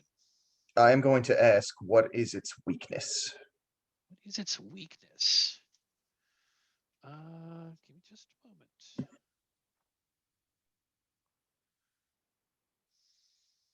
Bullets. The weakness is bullets. I was thinking fire, given that we started a fire. That would probably spark in my head. I'm not good. You know, let's see. What would this creature's weakness be? You know, I like that. I'm going to say that fire probably is a weakness because when you set that small fire, or when the doctor set that small fire, that seemed to spook them slightly. It wasn't a big fire, but you think that these creatures like know fire and know that fire is not their friend. Fire bad. It burns. It burns. Theo's gonna kind of put his hands up and look over to Jeff and say, "Hey, Jeff, we have a lot of electrical components in here. You think you could rig up some sort of torch?" An electrical fire inside of a closed space? I mean, something we have a little bit more control over than that. Let's see. I guess I've got some duct tape. Your shirt looks pretty flammable. I can ask, what are you like? Ultimately, what are you looking to try to put together? A flaming torch. Flaming torch. Okay. I don't think we need a roll here. I'm going to say that yeah, between like, and at this point, like you seem to be more or less safe in this bunker. The dinosaurs don't seem to be able to come in, so so yeah, you are able to. So basically, if some like you're safe enough here that if anyone wanted to fire off a safety move, that would work.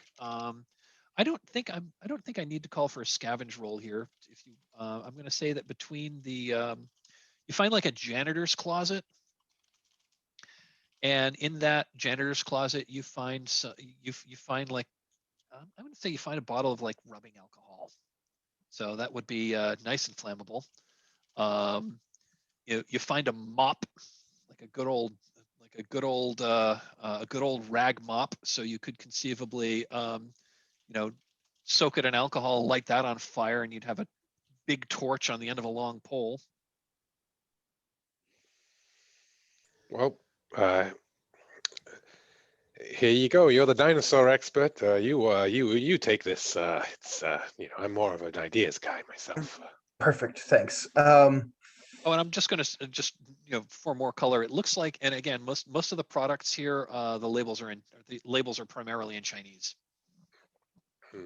I was wondering if I could take a look around for the HVAC system and see if there's a conveniently large duct that I could crawl through. Because if there are servers, there's got to be some kind of cooling. Sure, and I'm going to say also in the back of the server room, there's another door that's leading probably to the final room of this, because this was not a huge bunker, but there's probably one more room back there. But looking for the HVAC system, I'm going to say yeah. There's a it's not running right now because you don't hear the telltale hum of an air conditioning system. But yeah, there's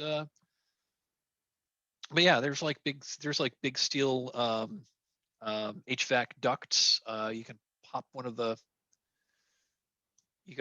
grates off and probably climb in if you wanted.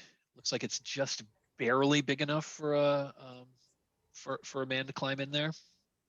Sure. I think I'd want to check out the third room first, but that's nice to have as an option. Got it. So the third room seems to be like, almost looks like an employee break room. You know, there's a table and chairs. There's a little side room that has you know, that has a pair of bunk beds. But in the main break room, there's you know, there's like a vending machine.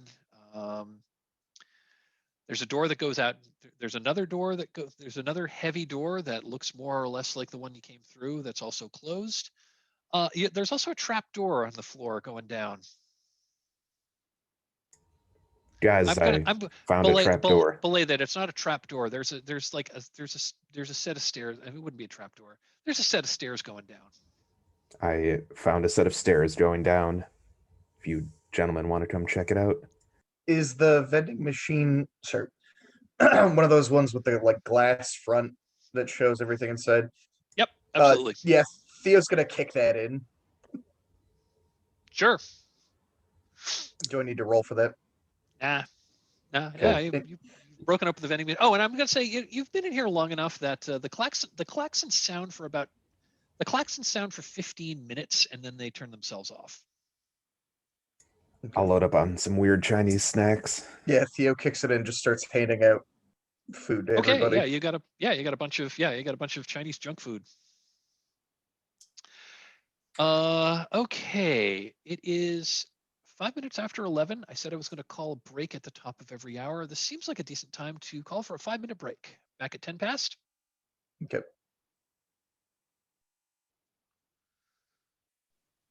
I do feel as though like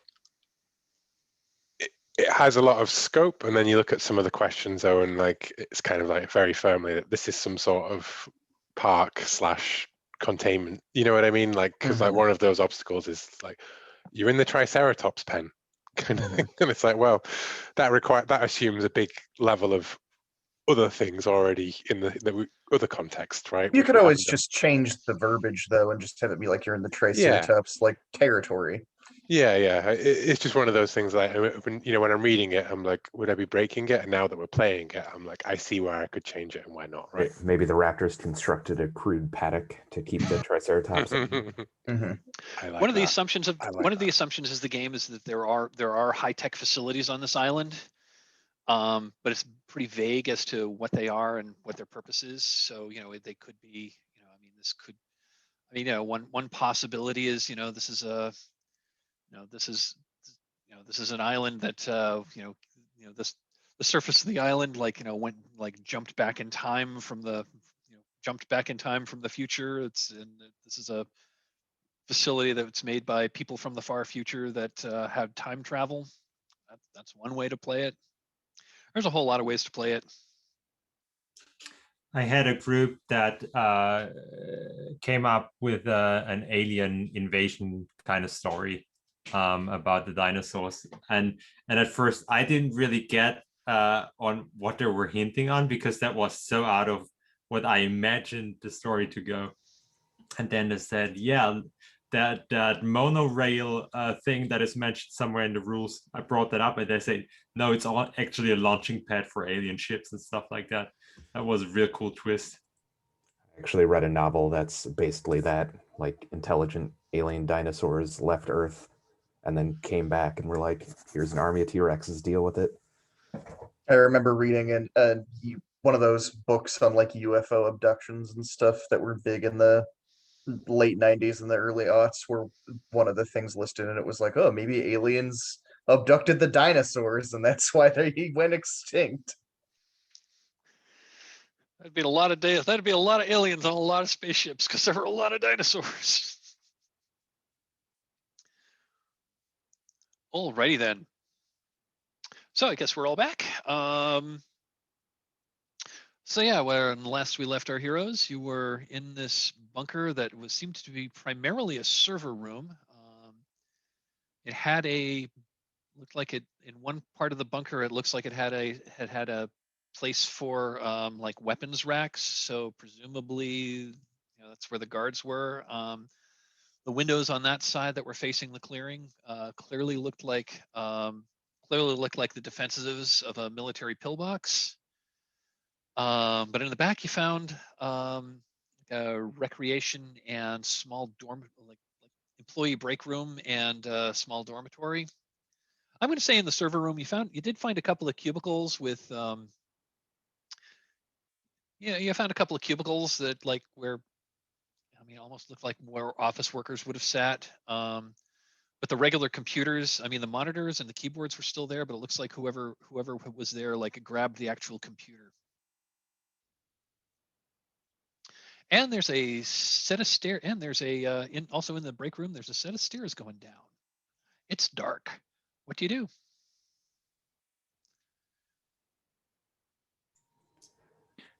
Try to switch to get the lights going.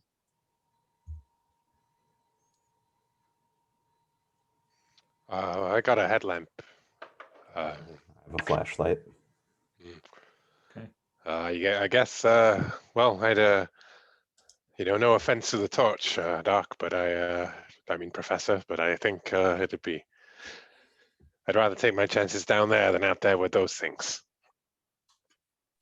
I'll keep it just in case.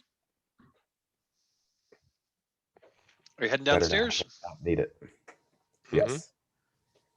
I'm going to say that you find what seems to be a light switch down there, and you flick it a couple of times, and the lights don't come on. This facility seems to have partial power. Like some of the lights work, but some of the other stuff doesn't. It's possible the lights in the main facility were on some kind of like emergency battery backup or something like that. You're not really sure. But yeah, the light switch that would seem to light up the stairs and whatever's down there does not come on. You shine your lights down there, and yeah, they go down. It's like you see the stairs. They go down to a landing, and then the stairs continue down. So the really only way to see where they go from there is to go down to the landing. Are you exploring down there, or are you doing something else?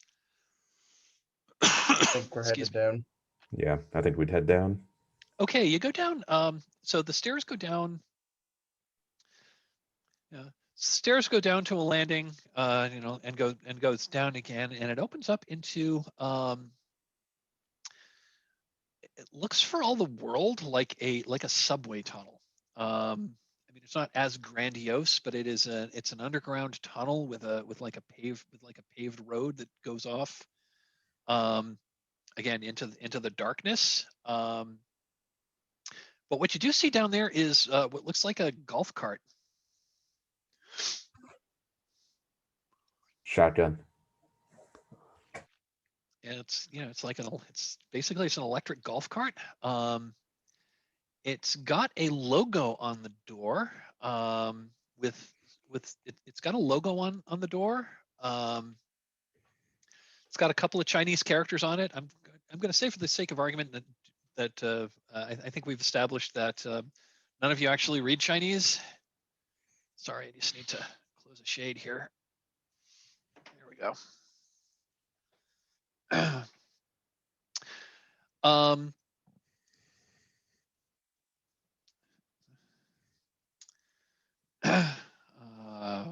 a sec. I need to come up with a cool company name. Give me just a sec. I'm gonna say right now, you guys do not want me to drive.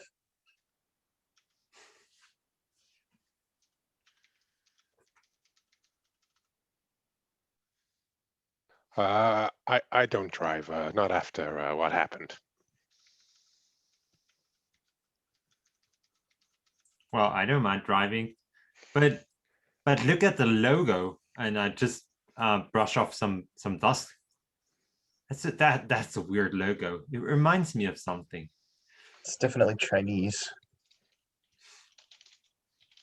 Oh yeah, that's a good call. The Chinese again. They're down here even. Is it maybe Yangtze? Safe to assume they built this place. Because, we work for fake Amazon, right? And Yangtze is the biggest river in China. And Amazon means big river, and Yangtze means big river.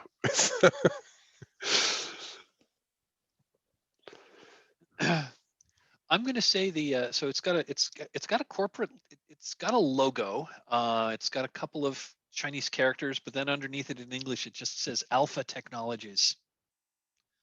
And this is a company that none of you have heard of. That's odd. I'm pretty internationally traveled, so this is Probably I'm this is gonna making my believe Agent that Orange act up. you've heard of Alpha Technologies, but Alpha Technologies, as far as you know, is a tiny little company that makes knockoff smartphones. a subsidiary of a subsidiary type of situation. Exactly. Right, it's definitely 5G related.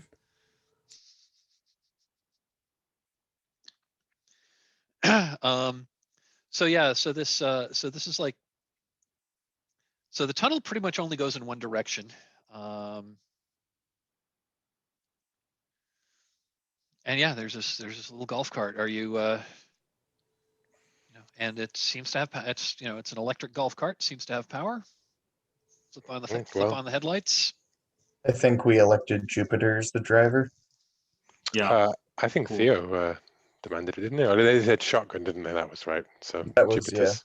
Yeah. That was all. Yeah. If I look on your YouTube channel, I'm not going to find lots of crashes and things, am I?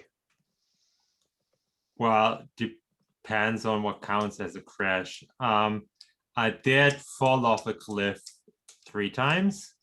I think at that point I just stood over into the driver's seat. I did fell off a tree at least 5 times. I almost drowned in a river once. I got bit by a snake. That wasn't actually a snake, but a branch. Then We'll maybe have to swap you river take the stories. passenger. Yeah. Okay, so this road goes, it's not that, I mean, it's it's far, but it's not that far. This tunnel is it's pretty straight. It goes about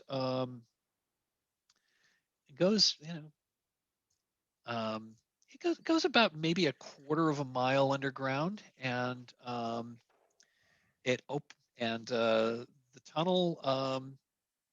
the tunnel eventually gets to it seems to connect to another like little landing area similar to the one that you had gone to the first had come from, although this time there's another landing area. It looks like there's a place to load and unload equipment.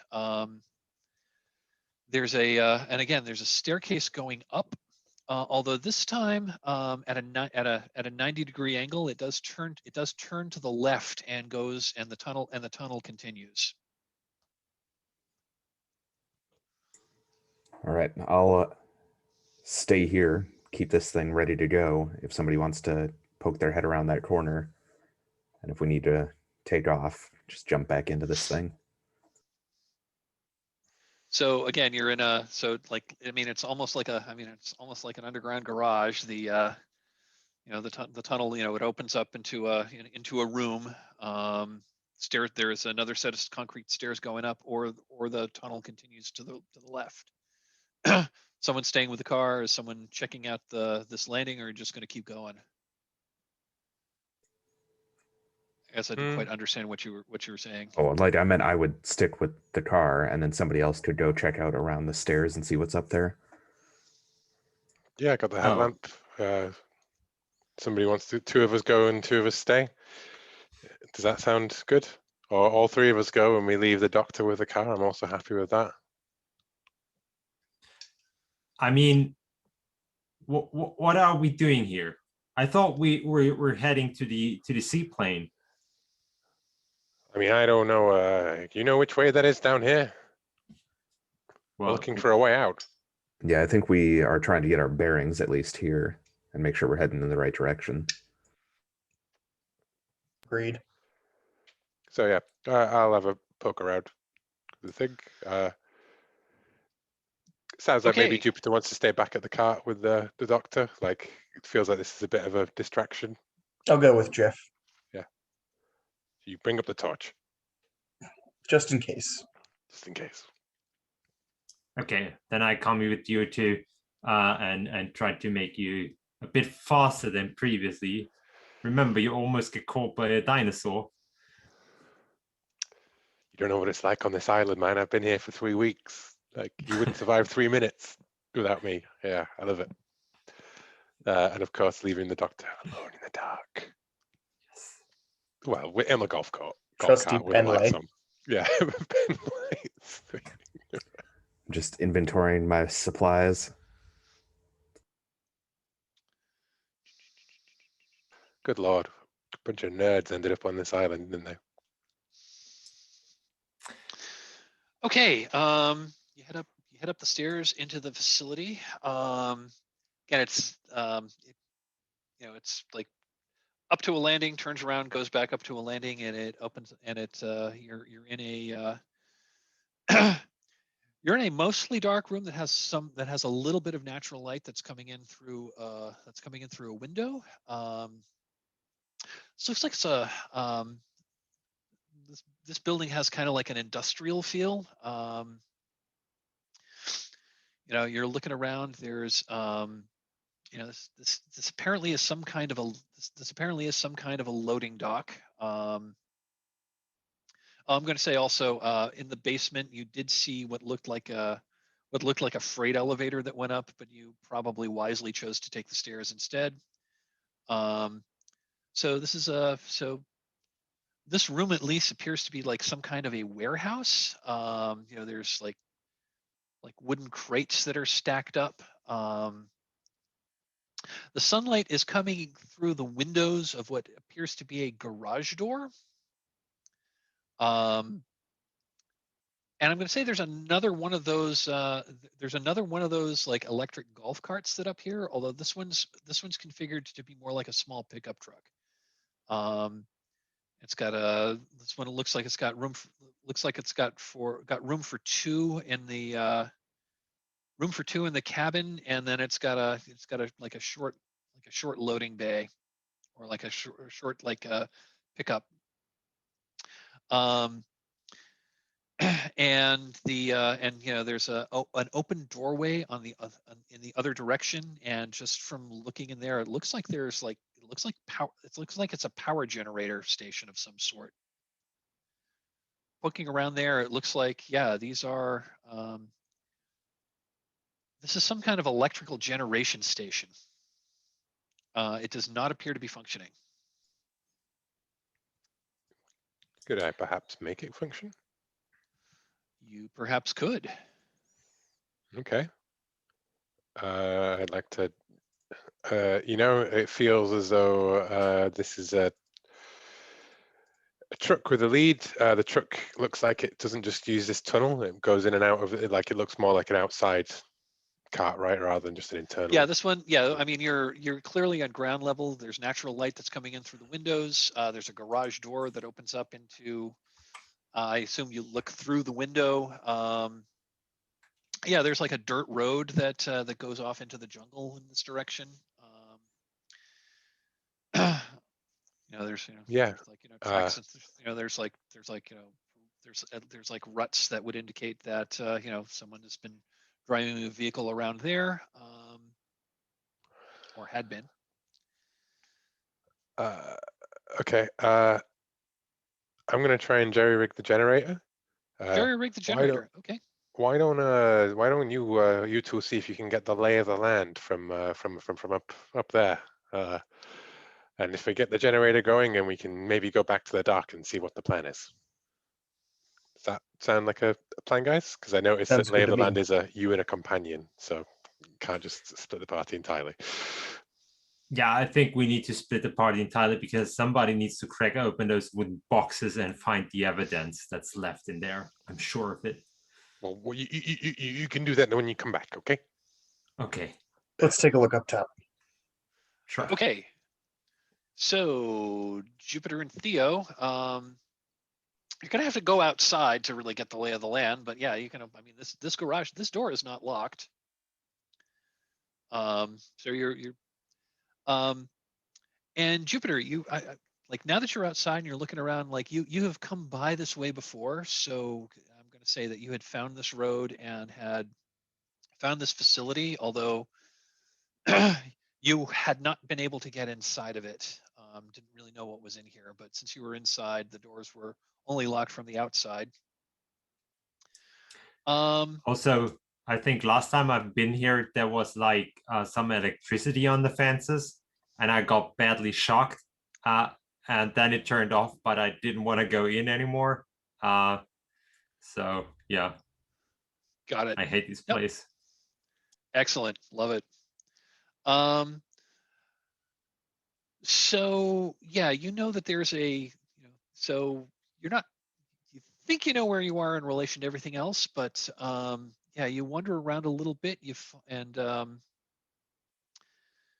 I'm going to say one of you probably is going to need to climb a tree that's there's like a big palm tree that grows higher than most of the rest of the vegetation. You think you could probably get a good view from up there.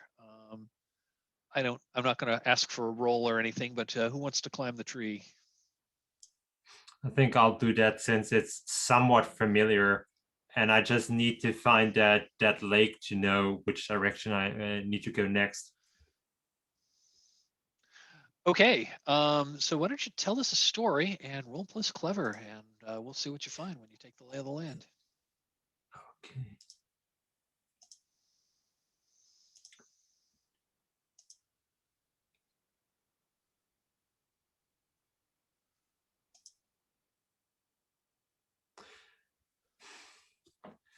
And while I climb the tree, I just start talking, and it's not really clear if I talk to an invisible audience or if I actually talk to Theo. And I'm like, well, there's one good thing about this island, and this is the first actual adventure. You know, all this nonsense I streamed for years, like that is just like made up bullshit. Everything was set up and everything was prepared, and I came here with a crew and everything. But this time is real, because my crew, they just got picked by dinosaurs and disappeared, and I haven't seen any of them in like 2 weeks already. And now I feel like I feel like an actual survivalist by now. Like I really can do stuff, and everything I've learned, this is real. Now everything is real about my channel, and I think people will really enjoy it once I get back. Yeah, I mean, if I wasn't already here, I'd definitely watch it. Oh, so you're a fan? That's cool to know. Yeah, You yeah, know, man, yeah. Okay, so what about we do a collab like once we get back, because you know all those dinosaur stuff, and then you can tell all the people which dinosaurs I fought off. You know, like the 4 guys from just a couple hours ago. Yeah, based on initial impressions, I'd say obviously some kind of dromaeosaur, perhaps a Utah raptor or Dakota raptor. Larger than usual, but a formidable opponent, definitely impressive. Put it in the highlights reel to be sure. Yeah, raptors and stuff. Yeah, that sounds real cool. I think people would dig it. It's definitely gonna get the subs up for sure. Absolutely. I will be top 10 within no time. Okay. The thing about the island you actually like, okay, that I'm cooler than I thought. And I think we got the lay of the land then. Oh yeah, that's the bunker. Cool. Oh yeah, we are actually even heading the right direction. We shouldn't take the left one. I think we should walk from here on. I don't think the tunnels will lead us to the seaplane.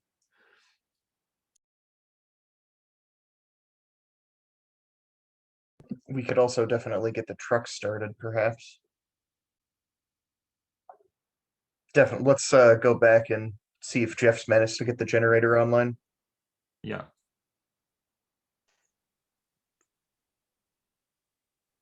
Okay.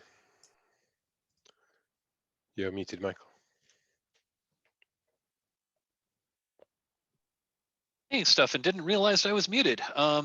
Okay, so Jupiter, if you would like to roll plus clever, I will give you some information. Okay.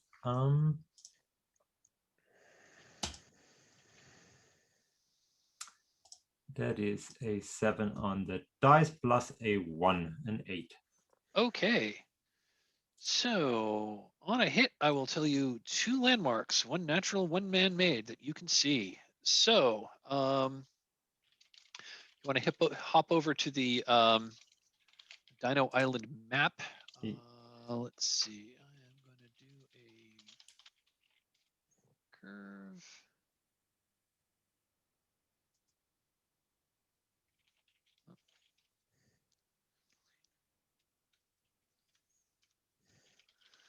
Come on, shape.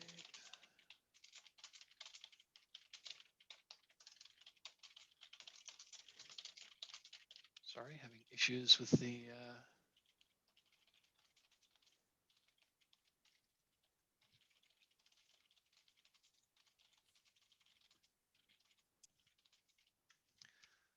Having trouble with the drawing tools. Give me just a moment.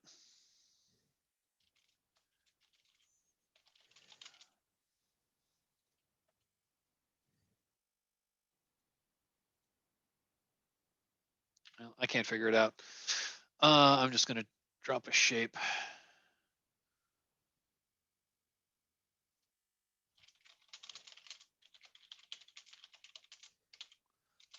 It looks like a cloud, but imagine this is a lake.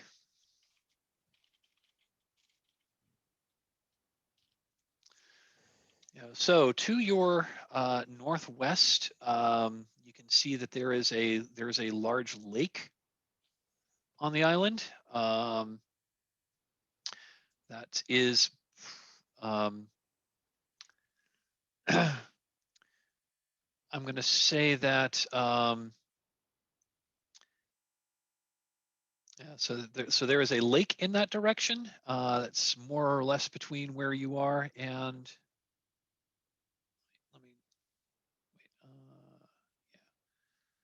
Oh, and I'm going to say that you are. I'm going to say that you are currently here at the. Copy paste. Power station.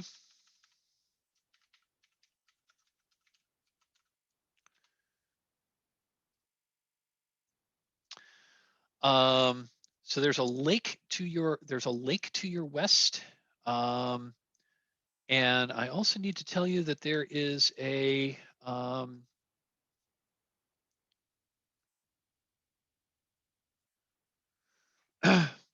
also to the north, like built up. There's like looks like there's a monorail track to the north. I'm going to say Jupiter. You have seen that there is there is a concrete monorail that more or less that does a half loop around the island. It looks like it was never completed, but there is a monorail car. You've never seen it actually run, and I'm going to say that you've seen it, but you've never actually gotten you were never actually able to get up there.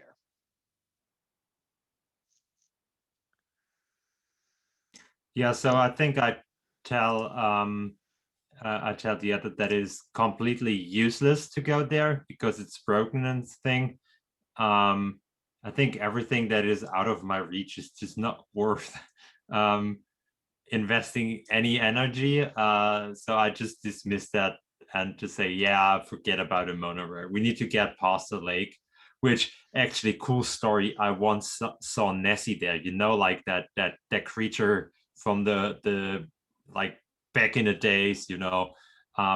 I read that in a child's book, and it's actually here. I think we're at Loch Ness. I mean, a plesiosaur? Interesting. I should very much like to see that. I think Nessie is a way cooler name, and people can like better relate to Nessie than whatever you just said, you know. That's not really selling anything. Fair.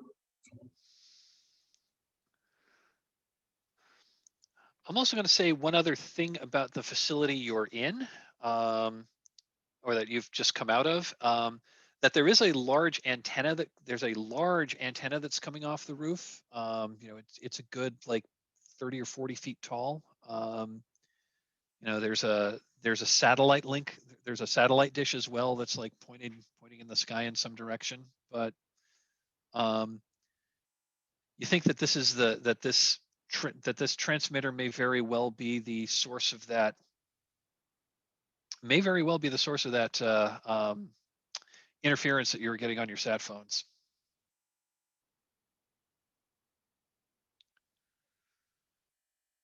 Quick question. The path that's underground, that was to the left or the right?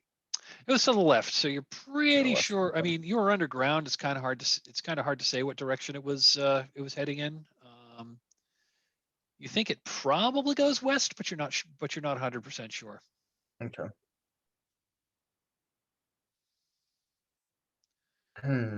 Maybe we should have Jeff take a look at this radio tower when he's done with the generator.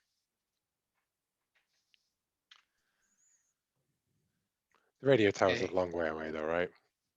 I was going to say there is a transmission tower on this facility. It's on the roof, right? It's on the roof of this facility. Oh, okay. And Well hey folks, I'm gonna invoke open door here and call for a short break. I need to step away for we'll call 3 minutes. I'll be right back. I mean, tower? He says potentially it is, yeah. Potentially. Okay, so I'm interested how it's doing that without the main power source being on. Someone should probably go and fetch the doctor down in the Definitely the aliens. basement. I'm having a great time. I'm eating my snacks. Just dried ramen packets, just eat them like a granola bar. I've got the excess rubbing alcohol, and I'm straining it through my sock to try to make it drinkable. It's not very scientific. Yeah, I guess if the tunnel goes underground, I mean, you know, if I was playing D&D, I'd be like, let's take the most tactical route, right? But we're playing PBTA, so I'm saying let's do the most dramatic route, which to me feels like overland. I was thinking the same thing. Yeah, load up the truck. Want to see dinosaurs and get chased by them? Probably eaten. Yeah. Well, if we're going by a lake, I mean, water sources are where animals tend to congregate, so. Yeah, and I mean, it's a one shot, so if we die, then we die with honor. Do it well. I died within the first 20 minutes of our escape from Rancor Island game. Jesus. And then I took over as one of the guy that we'd come to find on Rancor Planet, and then I got taken out like half an hour away from the end as well. Jesus. Sorry for having to step away. Cool. So I'm going to throw a couple of twists here. So before we cut back to Jeff trying to get the power station back online. So Jupiter, you're up the tree. Theo, you are below the tree, kind of like writing down what Jupiter's telling you about the place, and you know, and that's when you hear that's when you both hear the sound of well, you hear the sound of like something flapping, like a great bird, and you look over at the tower, and a giant flying reptile swoops out of the sky and perches on this radio tower. It then opens its mouth and makes this loud shriek. Oh, that's scary and cute. I think it's got a nest up there. And at that, we'll cut over. At that, at the introduction of a pterodactyl, let's cut over to our engineer trying to get these generators back online. Okay. So you're not really sure what the power source is. Actually, I take that back. It puzzles you briefly, but then you figure it out. This is tap. You know, this is a geothermal power station. It's tapping into presumably a magma deposit that's like hot springs or magma or something below the earth, and that's where it's generating heat to run turbines. But the systems are all offline. You're going to try to get them back online. Mm-hmm. And I think I'm going to have to take apart something else, which is my my tablet. I think I have to take out some of the transistors and circuitry boards from there to repair the panels and get control back over the geothermal vents. Okay, I love it. I rolled an 8 basically on my Got my it. option. Got it. Okay. Yeah, that totally works. You find out that there's some pieces, there's some central components on the central computer system that have blown. You're able to scavenge parts. You take apart your tablet. You're able to restore functionality, and after actually not all that long, because this seems to have been an electronics problem, not a physical problem. You get the control. So after maybe 45 minutes, an hour of tinkering, you're able to get the systems back online. There's a loud hiss, and then a low thrum that starts increasing in frequency and pitch until it becomes kind of a high-pitched whine in the background as these turbines start spinning up. And you see some of the monitoring equipment, it looks like it's generating about 80% power. And at that, I just like the view of it. There's like this big old-fashioned knife switch that you throw. There's some sparks, and there's a couple of sparks that shoot out of it, and and then power is restored on the island. The two of you who are the slightly off-note Jurassic Park theme plays in the background. That's the booting up music on all the computers. So Dr. Oliver who has still been down there guarding the there's a brief flash to the two to Jupiter and Theo, who are outside, who are now realize that there's a pteranodon that's on this radio tower that's looking down at you, and that's when behind it the red light on top of the tower starts flashing. Dr. Oliver, down in the you're still down in the tunnel guarding that golf cart. You also hear that thrum, and then there's that electronic tunk tunk tunk tunk tunk tunk tunk as lights in the tunnels come on. I mean, it's not lots and lots of light, but it's certainly enough light to see. So it looks like the tunnel. So you can see the tunnel from where you came from, and the tunnel that you haven't gone down yet. Again, it's the one that you're looking down that you haven't gone down yet. It goes straight for several hundred yards, but then it turns toward the right. Sure. so you can't really see where it goes. I think I Um, probably head back up the stairs with Well, everybody and, else. and then I was going to, and then Oh. I was going to say, and the other thing that comes, that literally comes to light is a, the other thing that comes to light is a, there is a bipedal creature. There is a, that's not bipedal. There's a four-legged dinosaur that is in the tunnel that's had apparently been watching you for a while. It's probably about the size of a large dog. It was brown in color. This one's not feathered. Does it appear carnivorous? Um, the you know, I'm gonna say that yes, you think it probably is.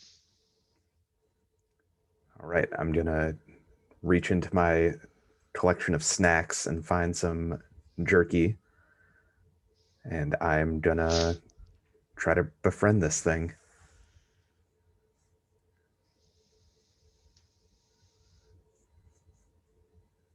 I need a mascot.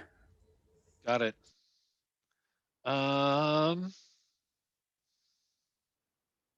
Just looking over the moves here. Trying to befriend a dinosaur.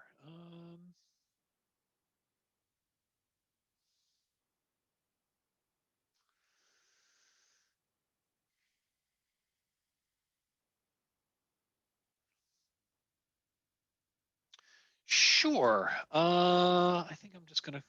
So sure, yeah. This looks like yeah.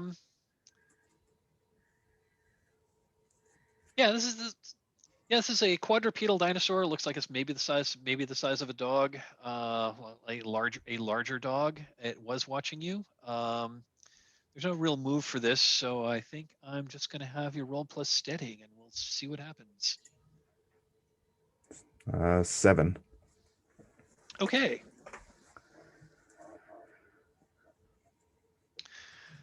So you are trying to befriend it. I'm going to say that on a 7, you're able to attract it to you by offering it some food, and it is very interested in the food, and it starts eating you open up a couple of the bags of beef jerky that you got from the vending machine, and it seems very happy with that. um, you're not entirely sure whether it's friendly or if it's just distracted with food. How close do you let it get? I mean, how close were you dropping this food? Probably tossing it a decent distance in front of me and just kind of reading how it's reacting to that. If it looks like it wants more and I'm running out, I'm probably gonna take the intervening time while it's eating to make my way up the stairs calmly. Got it.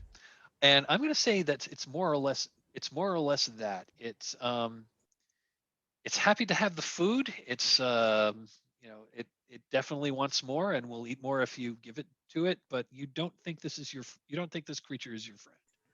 All right. I will throw whatever other applicable food I have to it and then nonchalantly walk up the stairs and look around for the guys. Got it. Yeah, I'm going to say it is perfectly distracted with the food and does not attempt to follow you. Yeah, you head upstairs, and I'm going to say that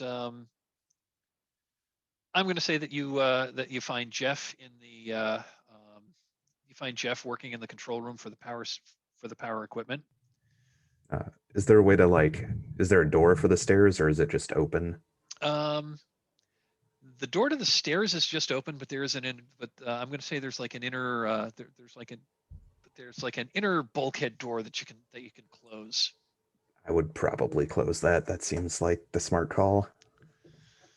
Meanwhile, Theo and Jupiter, you are outside this facility, and there's a pteranodon that's not actually between you and getting back into where you were, but you're probably going to have to get past it somehow. I'm gonna go ahead and roll my obligatory dinosaur expert roll. Go for it. Oh boy, that's a flat old failure.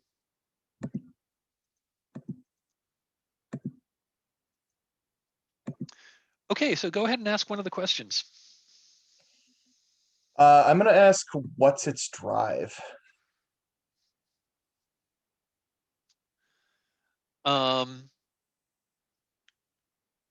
You're pretty sure, based on what you know of such things. The primary drive of pteranodons was it was pretty much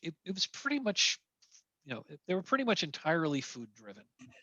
A pteranodon of this size, and you're also pretty sure that this species mostly mostly went for fish. It's the kind that would it had a similar ecological niche to modern ospreys. It would swoop down and would grab fish that were close to the surface of water. So you're pretty sure it's really not a danger to you at all.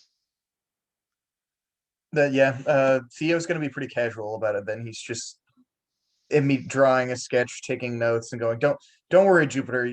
Climb on down, but you should be fine. I'm fairly certain the species is piscivorous."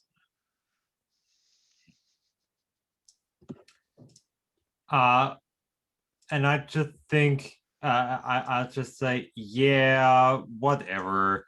And I try to climb down, and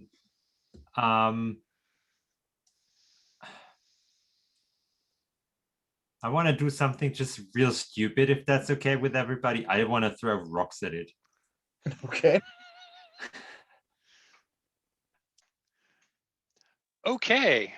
Get out of here, you stupid bird. Exactly. I think if I can chase the bird off, we're all good with the communication and stuff, you know. I think that there's some sort of microphone up there that just records the screeching, and that's the signal we hear, you know, like the beep beep beep beep. I think it's just that we just need to chase it away. It's definitely all related. Okay, I think this is more. So basically you're trying to chase this pteranodon off by throwing rocks at it. Okay, awesome. Yeah. Why don't you roll plus clever? I think this is going to be more or less. I think this is going to be more or less the hey, look over there move. Yeah, that is a 7 again. Okay, plus and clever should be plus 2, plus 1. Looks like you're plus 1, so that will be an 8.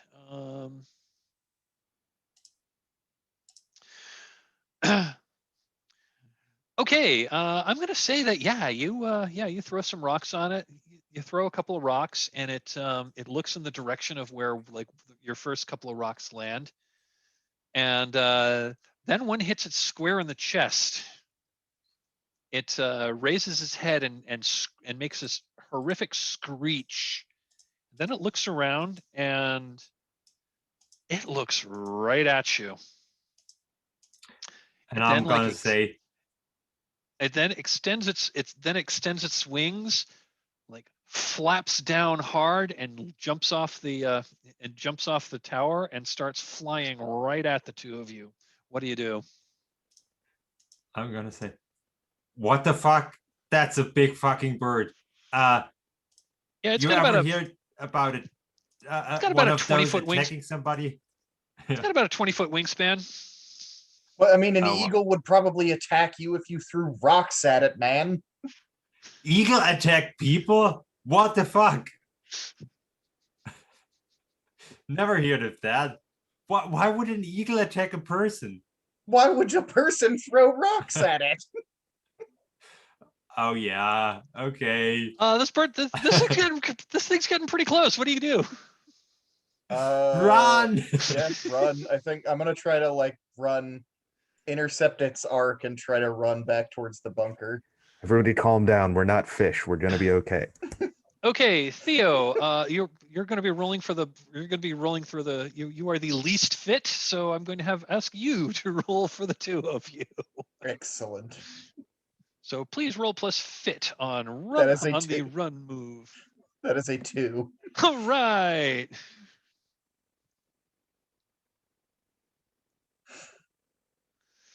So on a miss,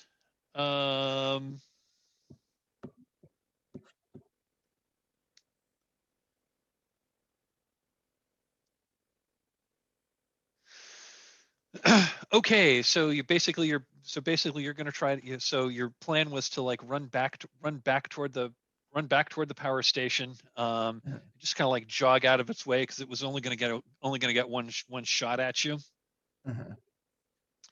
I'm going to say with that roll, it's yeah, you tried to jog out of the way, but it either anticipated you or was just that fast. Jupiter, it knocks you off of your feet with one of its wings, and Theo, it rakes you badly with its talons. Theo, you are now injured. Jupiter, I'm going to say that you just go sprawling. You're not injured, but you were like on the ground, and it's still like a good. I'm going to say it's a good like 10 yards to get to the facility. The pteranodon like swooped up, comes around and is making a second pass. What do you do? I'm gonna try to protect Theo and fight for my life, for our lives, I guess. And I think when I got knocked back, there was some sort of like post or something like that. And I think I just grabbed what I knocked over. Well, and you do have a simple spear that's in your equipment list. Yeah, and I just tried because I'm not running around with the spear, so I think that's just what I'm getting from the thing that I knocked over. Okay, got it.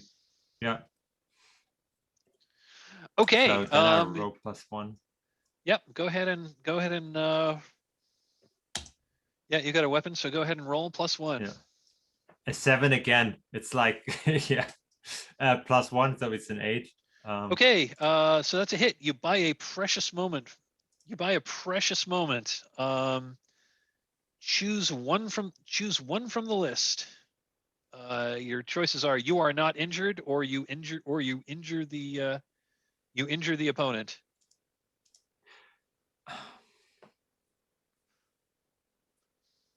Yeah, I think I got scared after getting attacked by this big fucking bird. Because who would have known birds attack people? I tried. I just think I'm fast enough to maybe not get injured. Okay. Maybe that helps to just get somewhat closer to the entrance. Yeah, I'm gonna say with that move, you're able to fend it off, and you're able to drag. And as it's you're able to drive it off. It swoops around, it circles a couple of times. Try to like figure out. You imagine it's trying to figure out its next move, and in that gives you just enough time to drag Theo back to the. You're able to drag Theo back to the facility. You open the garage door just enough for the two of you to slide under. It drops again just as the pteranodon comes back and swoops right past it again. And I think I'm all hyped on adrenaline. And I'm like, wow, oh, sorry, Theo, are you okay? Oh, wow. We actually fought another fucking dinosaur. We're like, wow, we're actually doing this. We're fighting dinosaurs and we're winning. Yeah, it's so cool. But yeah, you don't look too good, man. I want to study them, not fight them. Give me just a real quick moment to look up how injury works in this game, because I'm blanking on it. It's like a 2-step system, it looks like to me. You get one injury, and then if you get another one, you take the casualty thing. Yeah, I think you're right. So yeah, I'm going to say the injury that you have taken was your. I'm going to say that you've got like defensive wounds on like I'm going to say you've got terrible defensive wounds on your left arm. So I get dragged inside, and immediately I'm like, someone go get Oliver. Oh yeah, totally. Man, I'm so sorry. I totally forgot about Oliver. Yeah. Just wait. It will be all fine. You will be fine. And I'll run Thanks off. for saving me, man. Should we all pile into the truck and drive out of here? Yeah, there's a dinosaur downstairs, so I don't know if we want to go that route. So the truck seems like a pretty good idea. There's a dinosaur outside. Well, it's not a dinosaur; it's a flying reptile. It's a common misconception, but there's still one outside. Well, Yeah. The truck has uh, walls. The golf cart downstairs doesn't really have anything to protect us from. It was eating meat, so I think it's one of the meat-eating kinds. Well, the other thing about the truck that I said, the cabin only seats 2. So two of you would have to ride in the in the bay. Bed, thank you. Yep. well, I guess I need to be around. I need to be able to get this thing going. I'll drive. All right. Let me take a look at that arm real quick. Really appreciate it, Doc. Oh, this isn't that bad. I had to stitch together a guy after a lion mauling once, and he was in way worse shape than you. I didn't think he was going to make it. His guts were hanging out, but I got him to pull through. So it sounds so you're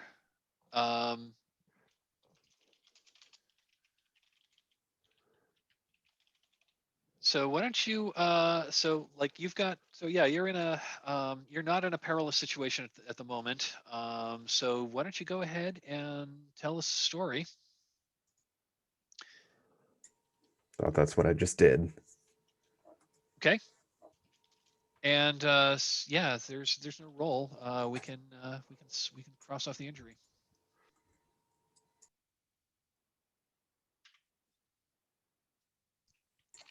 I, through some logistical mistake, only have Hello Kitty bandages.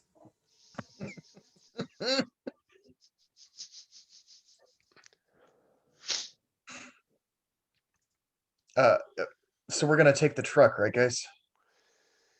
Yeah. Kid, I think that sharp piece of pipe that you got there might be you stand on the might be able to fend it off if it chases us in the truck.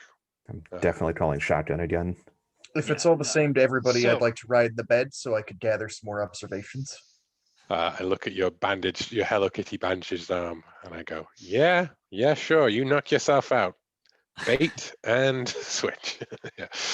What do you Okay. say, man? We just fought that dinosaur once, and we can't fight it anytime again. We're like actual dinosaur hunters, Theo and I.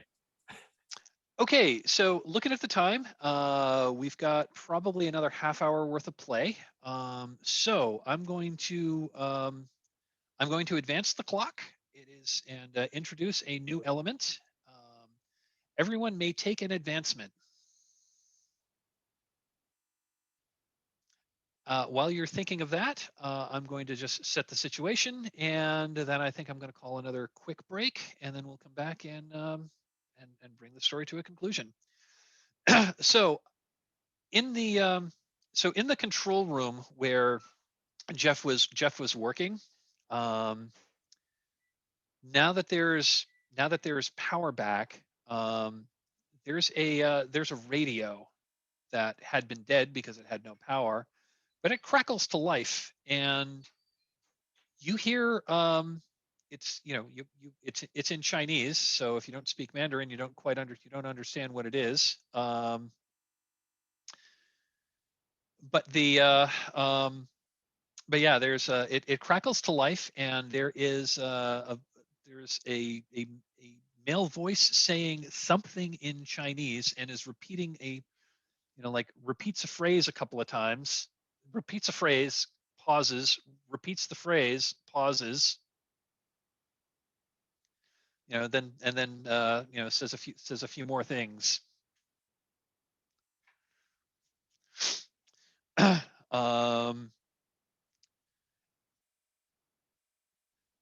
okay, presumably someone was trying to get presumably someone was just trying to signal the island, but you don't really know what they were saying. Do you try to respond? There's a microphone right there. Yeah. Hello, Jing Hao.